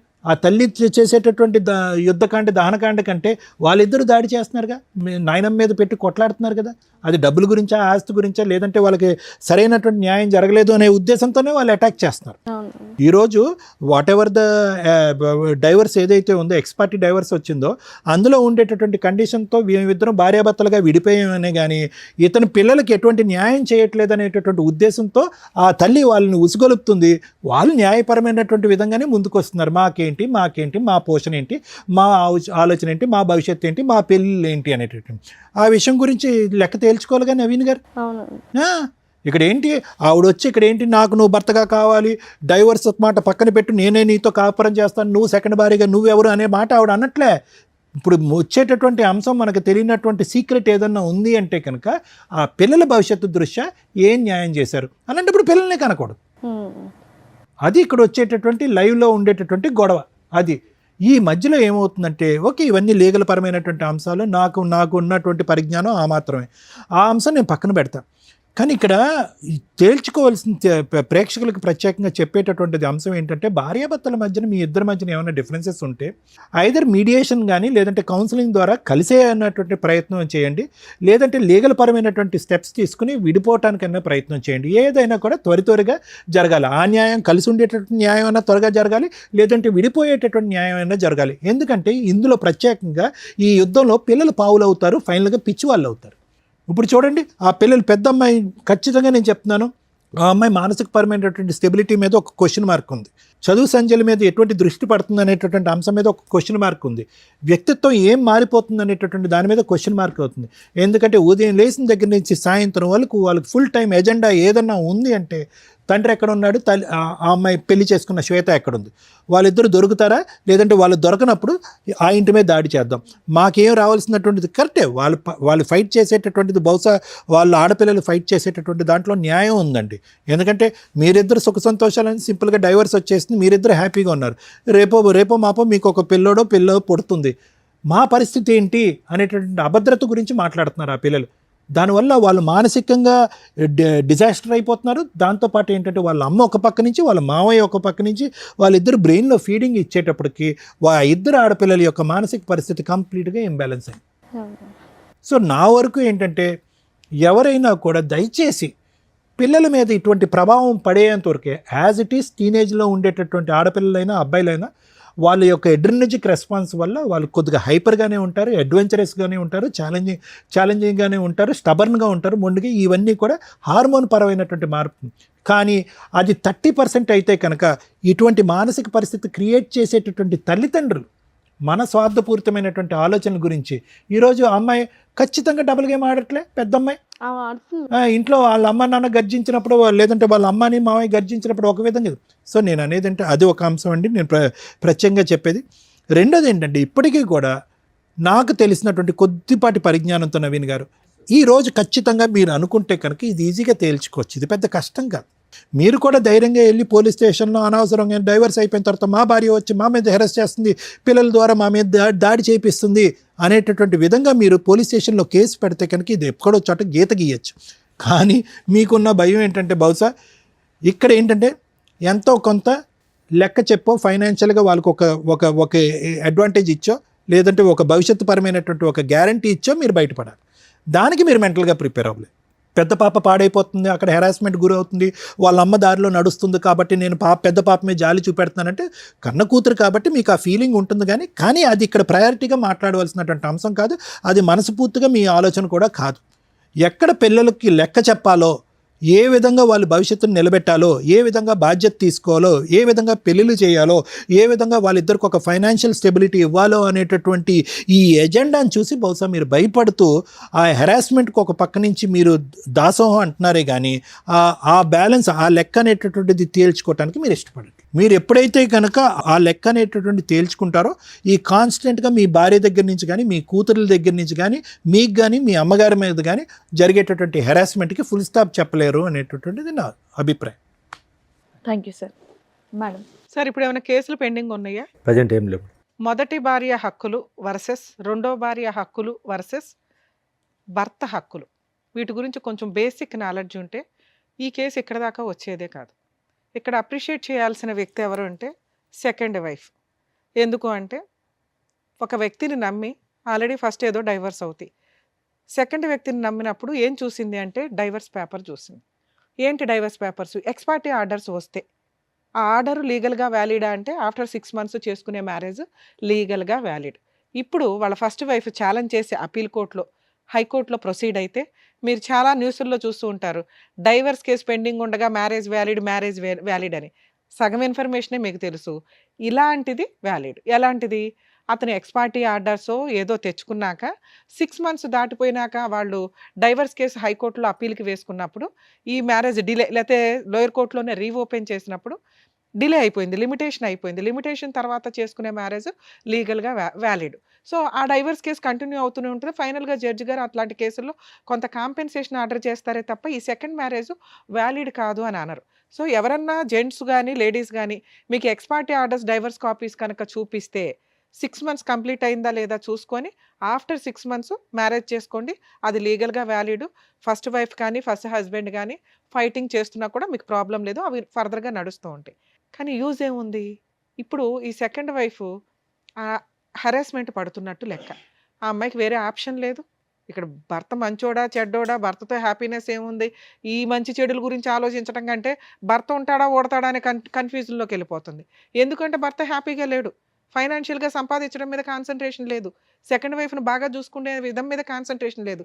నా పిల్లలు, నా ఫస్ట్ వైఫ్, మా అమ్మని తంతున్నారు, మా ఇంట్లో వాళ్ళని స్టిల్ 15 ఏళ్ల నుంచి, 20 ఏళ్ల నుంచి ఏ నస జరిగిందో అది సెకండ్ మ్యారేజ్ తర్వాత కూడా కంటిన్యూ అవుతుంది. ఒకవేళ ఎవరైనా అమ్మాయి గాని అబ్బాయిలకి పెద్ద ప్రాబ్లమ్ ఉండదులెండి. ఎందుకంటే అమ్మాయిలు అన్నీ కట్ చేసుకునే వస్తారు ప్రాపర్‌గా. అబ్బాయిల్ని ఎవరన్నా చేసుకుంటుంటే ఈవిడలాగా సఫర్ అవ్వకండి. ఫస్ట్ వైఫ్ తోటి లీగల్‌గా మిగతా లిటిగేషన్స్ అన్నీ క్లియర్ అవుతున్నాయా లేదా? ఇన్ కేస్ అవ్వకపోతే మీరు బాండ్ పేపర్సో, సేఫ్టీగా ఏదైనా ప్రాపర్టీసో రాయించుకోండి. మళ్ళీ మీ వైఫో, మీ పిల్లలో వస్తే పేగుబంధం ఎట్లాగో ఇప్పుడు ఈయనలాగా బాధపడుతూ ఉంటారు. ఆ నస మేము పడుతూ ఉండలేం కదా! మమ్మల్ని ఎందుకు విలన్‌గా చూపించటం. మీ అవసరం వాళ్ళకుంది, ఆళ్ళ అవసరం మీకుంది. సో, కాబట్టి మీకేం తక్కువైనట్టు కాదు. సెకండ్ వైఫ్ వచ్చినాక ఆ పిల్లలు రావడం, రాకపోవడం అనేది మీరు ముందుగా మాట్లాడుకుంటే ఈవిడ పడే మానసిక క్షోభ బయటికి చెప్పకుండా. పాపం ఆవిడ ఒక్క మాట మాట్లాడట్ల. అలాంటి క్షోభ పడకుండా ఉంటారు. సేఫ్ సైడ్‌లో ఉండండి.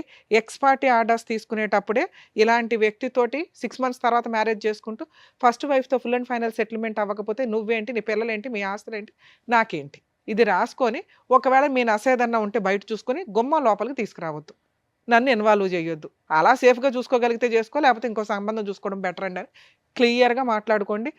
ఏదో అంటారు చూడు, ముందే మాట్లాడుకోవడం వల్ల 90% ప్రాబ్లమ్స్ క్లియర్ అవుతాయి. శ్వేత గారు విన్నారా? సో, మీరు ఇరుక్కుపోయారు. సో, మీలాగా కొంతమంది సఫర్ అవ్వకుండా ఉండడానికి ఈ రోజున మీరు ఇక్కడి దాకా వచ్చి మాట్లాడడం అనేది కొంత సేఫ్ సైడ్ అని నా ఉద్దేశం. First wife rights versus husband వీటి గురించి మాట్లాడదాం ఇప్పుడు. ఫస్ట్ వైఫ్ ఇద్దరు పిల్లలుండి అసలు పిల్లలున్న కేసుల్లో నిజంగా వీళ్ళిద్దరూ చాలా పాపం మూటగట్టుకున్నారు. వరస్ట్ ఆఫ్ వరస్ట్ తల్లిదండ్రులు ఏంటి అంటే ఈ రకంగా పిల్లల్ని ఫుట్బాల్ ఆడుకుంటున్నట్లు ఆడుకుంటుంటే నరకం కనిపిస్తుంది పిల్లలకి. దీని గురించి ప్రతి ఫ్యామిలీ కోర్ట్ జడ్జి సఫర్ అవుతారు. ఎందుకంటే పాపం వాళ్ళకి అర్థమైపోతూ ఉంటుంది. అలాంటి వాళ్ళకి అర్థమవుతూ ఉంటుంది. అరే పిల్లలు ఇంత సఫర్ అవుతారు భవిష్యత్తులో, వాళ్ళు మేబీ ఇప్పుడు చిన్నోళ్ళు అవ్వచ్చు. కానీ అమ్మ దగ్గర పెరుగుతారు 90% మన ఇండియన్ జ్యూరిస్డిక్షన్స్ ప్రకారం, రెస్పాన్సిబిలిటీస్ ప్రకారం. ఎందుకంటే మదర్స్ సరిగ్గా చూడరని. అలాగే తండ్రి తను తానే చూసుకోలేక ఇంకో పెళ్లి చేసుకుంటాడు. ఇంక పిల్లల్ని ఏం చూసుకుంటాడు? 99% అలాగే ఉంటారన్న ఉద్దేశం. మెజారిటీకి ఎప్పుడు ఇంపార్టెన్సీ ఉంటుంది కాబట్టి తండ్రికి కస్టడీ అనేది ఇవ్వరు చాలా సందర్భాల్లో. ఆ కస్టడీ తీసుకుంటే ముందు అబ్బాయిని కాపాడుకోలేం. ఎందుకంటే అది కన్‌ఫ్యూజింగ్ లైఫ్ స్టైల్ అవుతది. ఉంటే ఎవరో ఒకళ్ళ దగ్గర వేరే కంట్రీలో లాగా మనం పులిహార పంచుకున్నట్టు పంచుకోవడం, నీ పిల్లలు నా పిల్లలు కలిపి మన పిల్లలతో ఆడుకుంటారనే పంచాయతీ ఉండదు. సో, తల్లికే ఇస్తారు ఎక్కువగా. ఇక తను వేరే మ్యారేజ్ చేసుకుంటదా, చేసుకోదా ఇక వాళ్ళ లైఫ్ స్టైల్ అది వేరు. ఇలాంటి కేసులో పిల్లలు తల్లి కొడుతుంటే, తిడుతుంటే, క్యారెక్టర్ గురించి ఎక్స్‌ప్లెయిన్ చేస్తుంటే తండ్రి దగ్గరికి పారిపోతూ ఉంటారు. వీళ్ళ ఫస్ట్ అమ్మాయి ఒక ఎగ్జాంపుల్. అలాగే తండ్రి ఏదన్నా చెప్తూ ఉంటే తల్లి దగ్గరికి పారిపోతారు. Perfect drama. అమ్మాయిని అనటానికే లేదు. ఆ పాపం అమ్మాయి మెంటాలిటీని ఎవరు అలా క్రియేట్ చేసింది? తల్లిదండ్రులు. నిజంగా ఇలాంటి తల్లిదండ్రులకి పాపం తగిలిద్ది. ఉంటే మీ దగ్గర పెట్టుకోండి. మీ ఎదవ డ్రామాలకి, మీ ఆస్తి పంపకాలకి, మీ మెయింటెనెన్స్‌ల కోసం పిల్లల్ని బలిపశువులను చేయొద్దు. తల్లి నువ్వు పోరాడు. ఫస్ట్ వైఫ్ ఎవరైతే తల్లి ఉంటుందో ఆస్తులు కావాలనుకుంటే నువ్వు ఒక్కదానివే పోరాడు. పిల్లల్ని నానమ్మల దగ్గరకో, తండ్రుల దగ్గరకో పంపించొద్దు. పూర్తిగా మీరే ఉంచుకుందాం అనుకుంటే. లేదా అమ్మ 5 రోజులు ఇక్కడుండు, సాటర్‌డే, సండేలు డాడీ దగ్గరికెళ్ళు, పండగలప్పుడు వెళ్ళు. ఇంతే తప్ప మీ పర్సనల్ విషయాల గురించి పిల్లలతోటి ఎద్దవ డ్రామాలు వేయొద్దు. పిల్లలు మీ దగ్గర కావాలనుకున్నప్పుడు ఫీజు కట్టుకోవాలా. ఆయన ఎందుకు కడతాడు? అంత రెస్పాన్సిబిలిటీ లేకపోతే పిల్లల్ని వదిలేసేయండి, పూర్తి కస్టడీ అతనికి ఇచ్చేయండి. ఇది లేకుండా డ్రామాలు ఆడకండి. ఇక ఈ కేసులో worst of worst husband, worst of worst father అని నా ఉద్దేశం. ఎందుకు మేడం అంత దారుణంగా మాట్లాడారు? పాపం అతను మంచిగానే ఉన్నాడుగా. బయటకే మంచి. అతని మెంటాలిటీ కరెక్ట్ కాదు. ఇలా ఉన్న వాళ్ళకి ఈ నస జీవితకాలం కంటిన్యూ అవుతుంది. ఎందుకు అంటే ఆయన ఎక్కడా కూడా ఒక ప్రాబ్లంకి పుని స్టాప్ పెట్టట్లా. వరస్ట్ కొడుకు కూడా ఇంకా దారుణం ఏంటంటే ఎందుకు ఇప్పుడు ఆయనతోటే మాట్లాడి తెలుసుకుందాం. మీలాంటి వాళ్ళని ఈ మధ్య కోర్టుల్లో చూస్తున్నాం. భార్యకి మెయింటెనెన్స్ కట్టొద్దు. నేను ఆ విషయానికి 100% సపోర్ట్ చేస్తాను. ఎందుకంటే మీ ఇద్దరు గట్టిగా 10 రోజులు కాపురాలు చేస్తారు, బయటికి వెళ్ళిపోయి మెయింటెనెన్స్లని జెంట్స్ని జలగల్లాగా పీక్కు తింటున్న మహిళలు బోలమంది ఉన్నారు.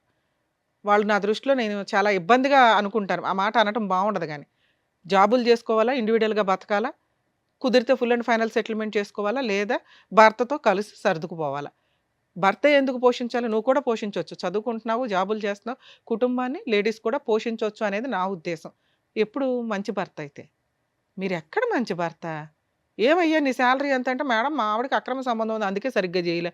సరే అక్రమ సంబంధం వదిలేయచ్చు కదండి, బాబు పిల్లలు ఉన్నారు కావాలి. ఎప్పుడైతే అక్రమ సంబంధం ఉంది అన్నావో ఆవిడొద్దు మనకి. ఎందుకంటే అలాంటి క్యారెక్టర్లెస్ అనే అమ్మాయిని ఇంట్లోకి తెచ్చి నువ్వు ఏ రకంగా పడుకుంటావు, ఏ రకంగా ఇంకో పిల్లని కంటావు? నీ క్యారెక్టరే లేదు కదా. అంటే మీకు అవసరం కేసులు వేస్తే కోర్టుల చుట్టూ తిరగాల, ఏదో రకంగా అబద్ధం చెప్పి ఇంట్లోకి తెచ్చుకొని 4 రోజులు వాడేసుకొని మళ్ళీ కేసులన్నీ క్లోజ్ చేసుకుని మళ్ళీ పోటాడుకుందాం ఫ్రెష్గా. 2, భార్యకి మెయింటెనెన్స్ ఇవ్వకపోతే అది మీ హక్కు, నేనేం మాట్లాడను. మీకు పుట్టిన పిల్లలకి మీరు మెయింటెనెన్స్ ఇవ్వకుండా బాబ్బా జైలుకి వెళ్ళి వచ్చేసారు. ఎందుకు వదిలేయాలి మిమ్మల్ని? వాళ్ళు చేస్తున్నది 100% కరెక్ట్. మీ ఫస్ట్ వైఫ్ చేస్తున్నది 100% కరెక్ట్, వాళ్ళ బ్రదర్ చేస్తున్నది 100% కరెక్ట్. అప్పనంగా ఒక అమ్మాయిని పెళ్లి చేసుకొని ఆవిడ క్యారెక్టర్ అసాసినేషన్ చేసేసి మళ్ళీ దానికి ఒక ఎవిడెన్స్గా కూతుర్ని పెట్టుకొని ఇక ఈరోజు కూతురు పరువు కూడా తీసేశారు. ఇక్కడికి వచ్చి వాళ్ళకి ₹1 ఇవ్వకుండా, మేడం బాగా నస్తుందండి, మమ్మల్ని చంపేస్తున్నారు, మా అమ్మని మీరు మీలాంటి కొడుకు ఉండడం వల్ల మీ అమ్మ తన్నులుతుంది. మనవరాల చేతుల్లోనూ, కోడల చేతుల్లోనూ, వాళ్ళ బ్రదర్ చేతుల్లోనూ పోలీస్ స్టేషన్లకు తిరుగుతున్నారు, నర్రకం పడుతున్నారు. వీటన్నిటికీ రీజన్ ఏంటో తెలుసా? మీ బిహేవియర్. మీరు ఒక ఇంటర్ చదివో బయటకు వచ్చిన పిల్లలు కూడా ఈ రోజున 15,000 అన్న మాట నేను వినట్లా. కనీసం 2025కి వచ్చేసరికి వాళ్ళు ఆటోమేటిక్గా 30లు 40లు సంపాదిస్తున్న సొసైటీలో మనం ఉన్నాం. మీరు స్టిల్ ఇప్పటికీ 15,000 అని చెప్తున్నారు తెలుసా? 18 మేడం. 18 చూసారా? 3,000 మీకు చాలా. ఆఫ్టర్ ఆల్ సార్ ఈరోజు మనం ఒక చోట నుంచి ఇంకో చోటకి వెళ్తే 3,000 ఈజీగా అయిపోతాయి. అలాంటి 18,000 మీరు ఎన్ని రోజుల నుంచి సంపాదిస్తున్నారో నాకు అర్థం కాల. ఈవిడికి చెప్పడానికి ఏదో జాబ్ చేసి ఉంటారు, అదే కంటిన్యూ. కానీ ఇక్కడ మీరు కరెక్ట్గా లేరు కదా, అది క్లియర్ చేసుకోవాలి ఫస్ట్. ఓకే, నన్ను ఎవరో ఒకరికి న్యాయం చేయండి. మిమ్మల్ని నమ్ముకుని ఒక అమ్మాయి వచ్చింది, ఈవిడే మీ లైఫ్. ఇంకా పిల్ల, రెండో పిల్ల, ఫస్ట్ భార్య ఇవి కాదు. ఈవిడికి ఫస్ట్ అమ్మాయికి నేను న్యాయం చేయాలా, రమ్య గారు చెప్తున్నారు. పిల్లలకి న్యాయం చేయాలా, రమ్య గారు చెప్తున్నారు. కన్న తల్లికి న్యాయం చేయాలా, రమ్య గారు చెప్తున్నారు. నన్ను నమ్ముకొని ఇంకో అమ్మాయి వచ్చింది, ఆవిడకన్నా న్యాయం చేద్దాం, ఇక్కడ నుంచి కొత్త లైఫ్ స్టార్ట్ చేద్దాం అని అనుకుంటే ఇంకోసారి ఇట్లాంటి స్టేజ్ మీద కూర్చోకండి. ఏం చేయాలి మరి? ఈ అమ్మాయిని కాపాడాలంటే వాళ్ళకి న్యాయం చేయాలి. ఈ అమ్మాయికి న్యాయం చేయాలంటే ఏం చేయాలి? వాళ్ళకి న్యాయం చేయాలి. మీ అమ్మకి న్యాయం చేయాలంటే ఏం చేయాలి? వాళ్ళకి న్యాయం చేయాలి. ఏమి న్యాయం చేయాలా? ఉన్నది ఒక 6 లక్షలు ఇల్లు, అది మీ అమ్మగారిది. ఉన్నది ఒక 1/2 ఎకరం, అది 3 వాటాలు. అంటే మీ దగ్గర ఏమీ లేవు పంపకాలు చేయడానికి. మీ అమ్మగారి తదనంతరం మిగిలేదు కూడా 1 లక్షే. ఆ ఇల్లు మీ ముగ్గురు పంచుకుంటే. అర్థమవుతుందా? ఎక్కడో 1 లక్ష, అక్కడో 2 లక్షలు, 3 లక్షలు మీ దగ్గర ఉన్న పంచాయతీ. ఆ అమ్మాయికి ఫుల్ అండ్ ఫైనల్ సెటిల్మెంట్ అవ్వకపోతే భూమి బద్దలైనా మీకు ఈ ప్రాబ్లం సాల్వ్ అవ్వదు. పోనీ మీరు అక్కడెక్కడన్నా దాన్ని పుని స్టాప్ పెడుతున్నారా? పెట్టట్లా. ఏ పెద్ద మనుషులు సార్ డైవర్స్ వచ్చిన తర్వాత అమ్మా నువ్వు వెళ్ళి కలుసుండు అనేది ఎందుకన్నారో తెలుసా? ఆ పెద్ద మనుషులు ఆ అమ్మాయికి పిల్లలకి న్యాయం చేయడం కోసం. పిల్లలు ఉన్నారు కాబట్టి మీరు కలిసి ఉండండి అల్లా. పిల్లల్ని రోడ్డు మీద వేసేవరా నువ్వు? ఆ పిల్లలు ఉండడానికి షెల్టర్ కావాలని మీ ఇంట్లోకి పంపించారు అంతే తప్ప వాళ్ళు మీకు అన్యాయం చేయలేదు, ఆ అమ్మాయికి ఏమీ న్యాయం చేయలే. కానీ లీగాలిటీ ఒకటి ఉందిగా. వన్స్ డైవర్స్ వచ్చినాక ఫోర్స్ఫుల్గా మీ అమ్మగారి ఇంట్లోకి అంటే అత్తగారి ఇంట్లోకి ఫోర్స్ఫుల్గా వెళ్ళే రైట్స్ ఏ కోడలికి ఉండవు తల్లి. ఈయన మీద ప్రాపర్గా కేసులు వేసుకుని ఉంటే సరిపోయేది. ఎంత తెలివితేటలంటే వరస్ట్ ఫాదర్ అని నేను ఎందుకు అన్నానంటే, పిల్లలకి ఇవ్వాల్సిన 2 లక్షలు మీరు అరేంజ్ చేసుకోకుండా 1 మంత్ జైలుకి వెళ్ళారండి. సరే ఆ అమ్మాయికి ఇవ్వాల్సింది ఇవ్వద్దు, పిల్లలకు ఒక 50,000 సర్దుకోవాలిగా.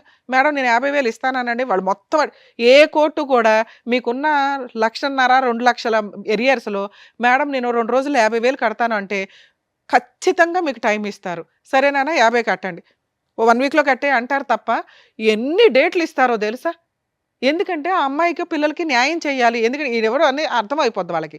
వచ్చినంత వసూలు చేసి పెడదామనే జడ్జెస్ డేట్ ఇస్తూనే ఉంటారు. మిమ్మల్ని జైలుకి పంపిస్తే వాళ్ళకి ఏమి రావు. క్లియర్, అక్కడతో క్లియర్. అర్థమవుతుందా? అమ్మ ఇలాంటి కేసుల్లో హస్బెండ్ ఏమి ఇవ్వకపోతే జైలుకి వెళ్తే వెళ్ళనివ్వడు, వాళ్ళకి బుద్ధి వస్తుంది. కానీ అలవాటు అయిపోయింది ఇక్కడ. సో పిల్లలకి మెయింటెనెన్స్ వసూలు చేసుకునే హక్కు మీకు ఉంటుంది.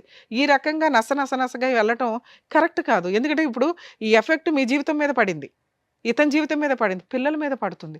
ఇంకెంత పాపం మూట కట్టుకుంటాం? ఎప్పుడైతే జైలుకి వెళ్ళాడో ఆయన క్యారెక్టర్ అధపాతాళానికి వెళ్ళిపోయింది. పిల్లలకి మెయింటెనెన్స్ ఇవ్వకుండా వెళ్ళిన వ్యక్తి విషయంలో పెద్ద మనుషులు కానీ కోర్టులు కానీ ఏమీ చెయ్యవు. వేస్ట్. ఇంకా అట్లాంటి వాళ్ళు ఉన్నా వేస్ట్ అనుకోండి. దయచేసి పెద్ద మాట మాట్లాడా, మీకు అర్థమైతే బెటర్. కనీసం పిల్లల్ని ఎట్లా ప్రొటెక్ట్ చేసుకోవాలి, పిల్లల్ని ఎట్లా చదివించుకోవాలి. గవర్నమెంట్ చదువులు చాలా ఉన్నాయి తల్లి, చదివించుకోండి. వాళ్ళని ఫుట్బాల్ లాగా ఆడితే రేపొద్దుట ఇవే లక్షణాలు పిల్లకి వస్తాయి. మీలాంటివి తల్లుల దగ్గర పెరిగితే వాళ్ళు ఏం సొసైటీలో ఎలా తండ్రి అంటే ఏంటి, భర్త అంటే ఏంటి, కుటుంబం అంటే ఏంటి తెలియదు. క్రూయల్గా మారిపోతూ ఉంటారు. వాళ్ళకి వాళ్ళు ఏదో చేసుకుంటూ ఉంటారు, సర్వనాశనం అయిపోవాలి డబ్బు కోసం, అంతే. క్యారెక్టర్లే పోతాయి తల్లి, అర్థం చేసుకోండి. మీ పిల్లల కోసం మేము బాధపడుతున్నాం ఇక్కడ. మీ వైఫ్ ఎవరన్నా విని ఉంటే కనుక, ఫస్ట్ వైఫ్ తల్లి రిక్వెస్ట్ చేస్తున్నాను, ఇక వదిలేయండి ఆయన. జస్ట్ కోర్టులో మెయింటెనెన్స్ కేసు ఒకటి వేసుకోండి. మీరు ఎలాగో ఇంకో పెళ్లి చేసుకోరు, ఆయన మెయింటెనెన్స్ కట్టకుండా అప్పుడప్పుడు జైలుకి వెళ్తూనే ఉంటాడు, వెళ్ళనివ్వండి చాలు. పిల్లల ఫీజులు మీరే కట్టుకోండి, ఎందుకంటే ఆయన కట్టడు. మేము ఈరోజు కట్టమని చెప్పినా కూడా ఆయనకు అర్థం కాదు, ఇక్కడ నుంచి సర్దుకొని వెళ్తాడే తప్ప. అంత పర్ఫెక్ట్ వ్యక్తి. సార్ మీ విషయానికి వస్తే, మమ్మల్ని నమ్ముకొని వచ్చారు కదా, మీకు కాస్త లా అండ్ ఆర్డర్ ఉంటుందిగా, న్యాయం చెప్పాలి, చెప్తాం. మీ అమ్మగారిని ప్రొటెక్ట్ చేసే రైట్స్ మీకు చాలా ఉన్నాయి. మీరు ఎక్కడా కూడా ప్రాపర్ వేలో వెళ్ళట్లా. రూపాయి వదలకూడదు, అందరూ వెళ్ళిపోవాలా, డ్రామాలు ఆడేయాలి. ఇది కరెక్ట్ కాదు. మీరు మారండి ఇప్పటికైనా. ఇక చిన్న వయసులో ఉన్నారు, ఇంకా బోల్డంత లైఫ్ ఉంది, ఒక మంచి అమ్మాయి దొరికింది మీకు. మీరు ఇక్కడ బ్రెయిన్లో ప్యూర్గా అవ్వకపోతే ఇది ఇలాగే కంటిన్యూ అవుతుంటుంది. ఈవిడ ఎంతకాలం భరిస్తారో ఒకసారి ఆలోచించుకోండి. సో ఇప్పుడు పిల్లలకి మిమ్మల్ని ఏదో ఇచ్చే సెటిల్ చేసుకోండి అంటే వాళ్ళ ముగ్గురికి కలిపి మీరు ఆ పెద్ద మనుషుల దగ్గర కూర్చొని, మా ఇంటికి రావద్దు, మా అమ్మ దగ్గరికి రావద్దు, ఫుల్ అండ్ ఫైనల్ సెటిల్మెంట్ ఇదిగోండి, నేను 50,000 ఇవ్వగలను, ఈ 1,00,000 ఇవ్వగలను, తీసుకుంటారా, ఇంకా నా ఇంటికి రావద్దు, అగ్రిమెంట్ రాసి పడేసి మెయింటెనెన్స్లో ఏదైనా లోక్ అదాలత్లో పెట్టుకోండి. ఎందుకంటే మీ వైఫ్ని మేము నమ్మలేము. పెద్ద మనుషుల దగ్గర కాదు, కోర్టులో ఏ కేసుల ద్వారా కాదు, legal cell authority Lok Adalat అని ఒకటి ఉంటుంది. మీరు ఎక్కడైతే ఉంటారో అక్కడికి వెళ్ళి మీది అవుట్ ఆఫ్ కోర్టు సెటిల్మెంట్ అయితే అక్కడ కూర్చొని ఫుల్ అండ్ ఫైనల్ సెటిల్మెంట్ చేసుకుని అందులో రాయించుకుంటే భవిష్యత్తులో పిల్లలు కానీ, ఆ అమ్మాయి కానీ, మీ మీద కానీ, మీ ఆస్తుల మీద కానీ ఏ కేసులు వేయడానికి ఉండదు. 1,00,000 మాట్లాడుకుంటారు, 2,00,000 మాట్లాడుకుంటారు, మీ తాహత కొద్దిగా మాట్లాడితే మీరు సేవ్ అవుతారు, ఈవిడ సేవ్ అవుతుంది.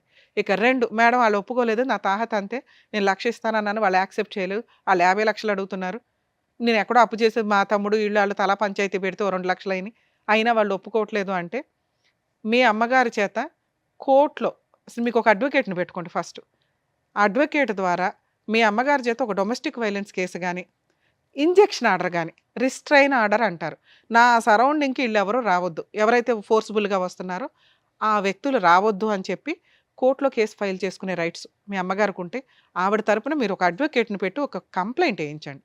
Just restrain order, civil proceedings. అది ఆవిడ ఇంటికి ఇంకెవరు రారు. ఎవరు? మీ ఫస్ట్ భార్య, పిల్లలు, ఇలా అడిగే రైట్స్ మీ అమ్మగారికి ఉన్నాయి. ఆవిడ కుటుంబం వేరు, ఆవిడ రక్షణ వేరు, మీరు వేరు. ఓకే, ఇక మీరిద్దరు ఎక్కడైతే సీక్రెట్గా ఉంటారంటున్నారో అది ఉండడం బెటరే. మీరు ఎప్పుడైనా 2,00,000 ఇచ్చి సెటిల్మెంట్ చేసుకుంటాము, 5,00,000 ఇచ్చి సెటిల్ చేసుకోగలం, 10,00,000 ఇచ్చి సెటిల్ చేసుకోగలం అన్నప్పుడు బయటకు వెళ్ళి పెద్ద మనుషులతో మాట్లాడుకోండి. ఇక రెండో ఆప్షను, మీకేదో ప్రాణహాని ఉంది, టెన్షన్గా ఉంది, మీరు ఏదైనా కంప్లైంట్ వేయొచ్చు.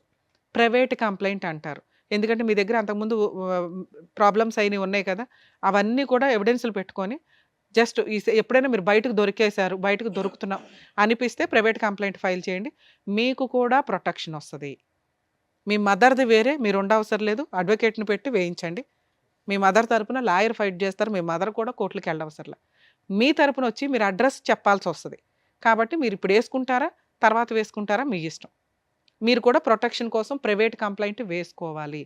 మీ ప్రాబ్లం ఎప్పుడు సాల్వ్ అవుతుంది? ఫుల్ అండ్ ఫైనల్ సెటిల్మెంట్ అయిన రోజే సాల్వ్ అవుతుంది. అమ్మ ఫస్ట్ వైఫ్కి చెప్తున్నాను, ఇందాక చెప్పాను క్యారెక్టర్ల గురించి, పిల్లల గురించి. అలాగే మీ క్యారెక్టర్ని ఇక్కడ ఎవ్వరూ ఏం మాట్లాడట్లేదు తల్లి. ఎందుకంటే మీ హస్బెండే మాకు నచ్చలే, నాకు నచ్చలే. ఎందుకు అంటే ఆయన మీ గురించి చాలా ఎలిగేషన్స్ చెప్పేశాడు. పిల్లలు ఉన్నారు కాబట్టి అవి నిజం కాదని అనుకుందాం. ఎందుకంటే మీ అమ్మాయి మాటలు కూడా మేము నమ్మం. మీ కూతురే వచ్చి చెప్పిందండి, ఆయన దగ్గర ప్రాపర్ ఎవిడెన్స్ లేవు, మీ ఆయనే నమ్మాడు నిన్ను, మా ఆవిడ మంచిదండి అనే నీతో ఇంకోసారి పిల్లలకి అన్నాడు. సో మీ పిల్లలు ఉన్న కేసుల్లో మీ క్యారెక్టర్ని మేము ఇక్కడ ఎవ్వరూ మాట్లాడట్లా. మీరు క్యారెక్టర్ లెస్సా, అబ్బాయితో అక్రమ సంబంధాలు ఉన్నాయా లేదా అని. మీ కూతురు చెప్పింది కూడా మేము నమ్మట్లేదమ్మా, ఎందుకంటే అమ్మాయి మైనరు, అలాగే ఆ అమ్మాయి చాలా అబద్ధాలు, అక్కడ మాటలు ఇక్కడ, ఇక్కడ మాటలు అక్కడ, ఎంటర్టైన్ అవ్వడం కోసం చెప్తుంది. సో మీ క్యారెక్టర్ని మేము ఇక్కడ ఏమీ మాట్లాడట్లేదు. ఇక 3, పిల్లల మెయింటెనెన్స్ కోసం మీరు ఒక ఎంసీ కేసు ఫైల్ చేసుకోండి.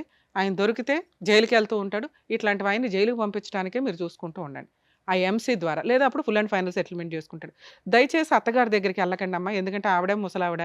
ఎందుకు ఇవన్నీ ఇప్పటికే బోళ్ళంత ఏమో చేస్తే ఇవన్నీ కష్టాలు వస్తున్నట్టు లెక్క, అవి పిల్లలకి ఇబ్బంది కూడా అవుతున్నాయి. ఇది నా personal request madam. Thank you madam. So అదండి, సో మేడం చెప్పింది మీకు క్లియర్గా అర్థమైంది అనుకుంటాను. సో చెప్పినట్టుగా చేయండి అండ్ మీరు కూడా జాగ్రత్త. Thank you. Thank you.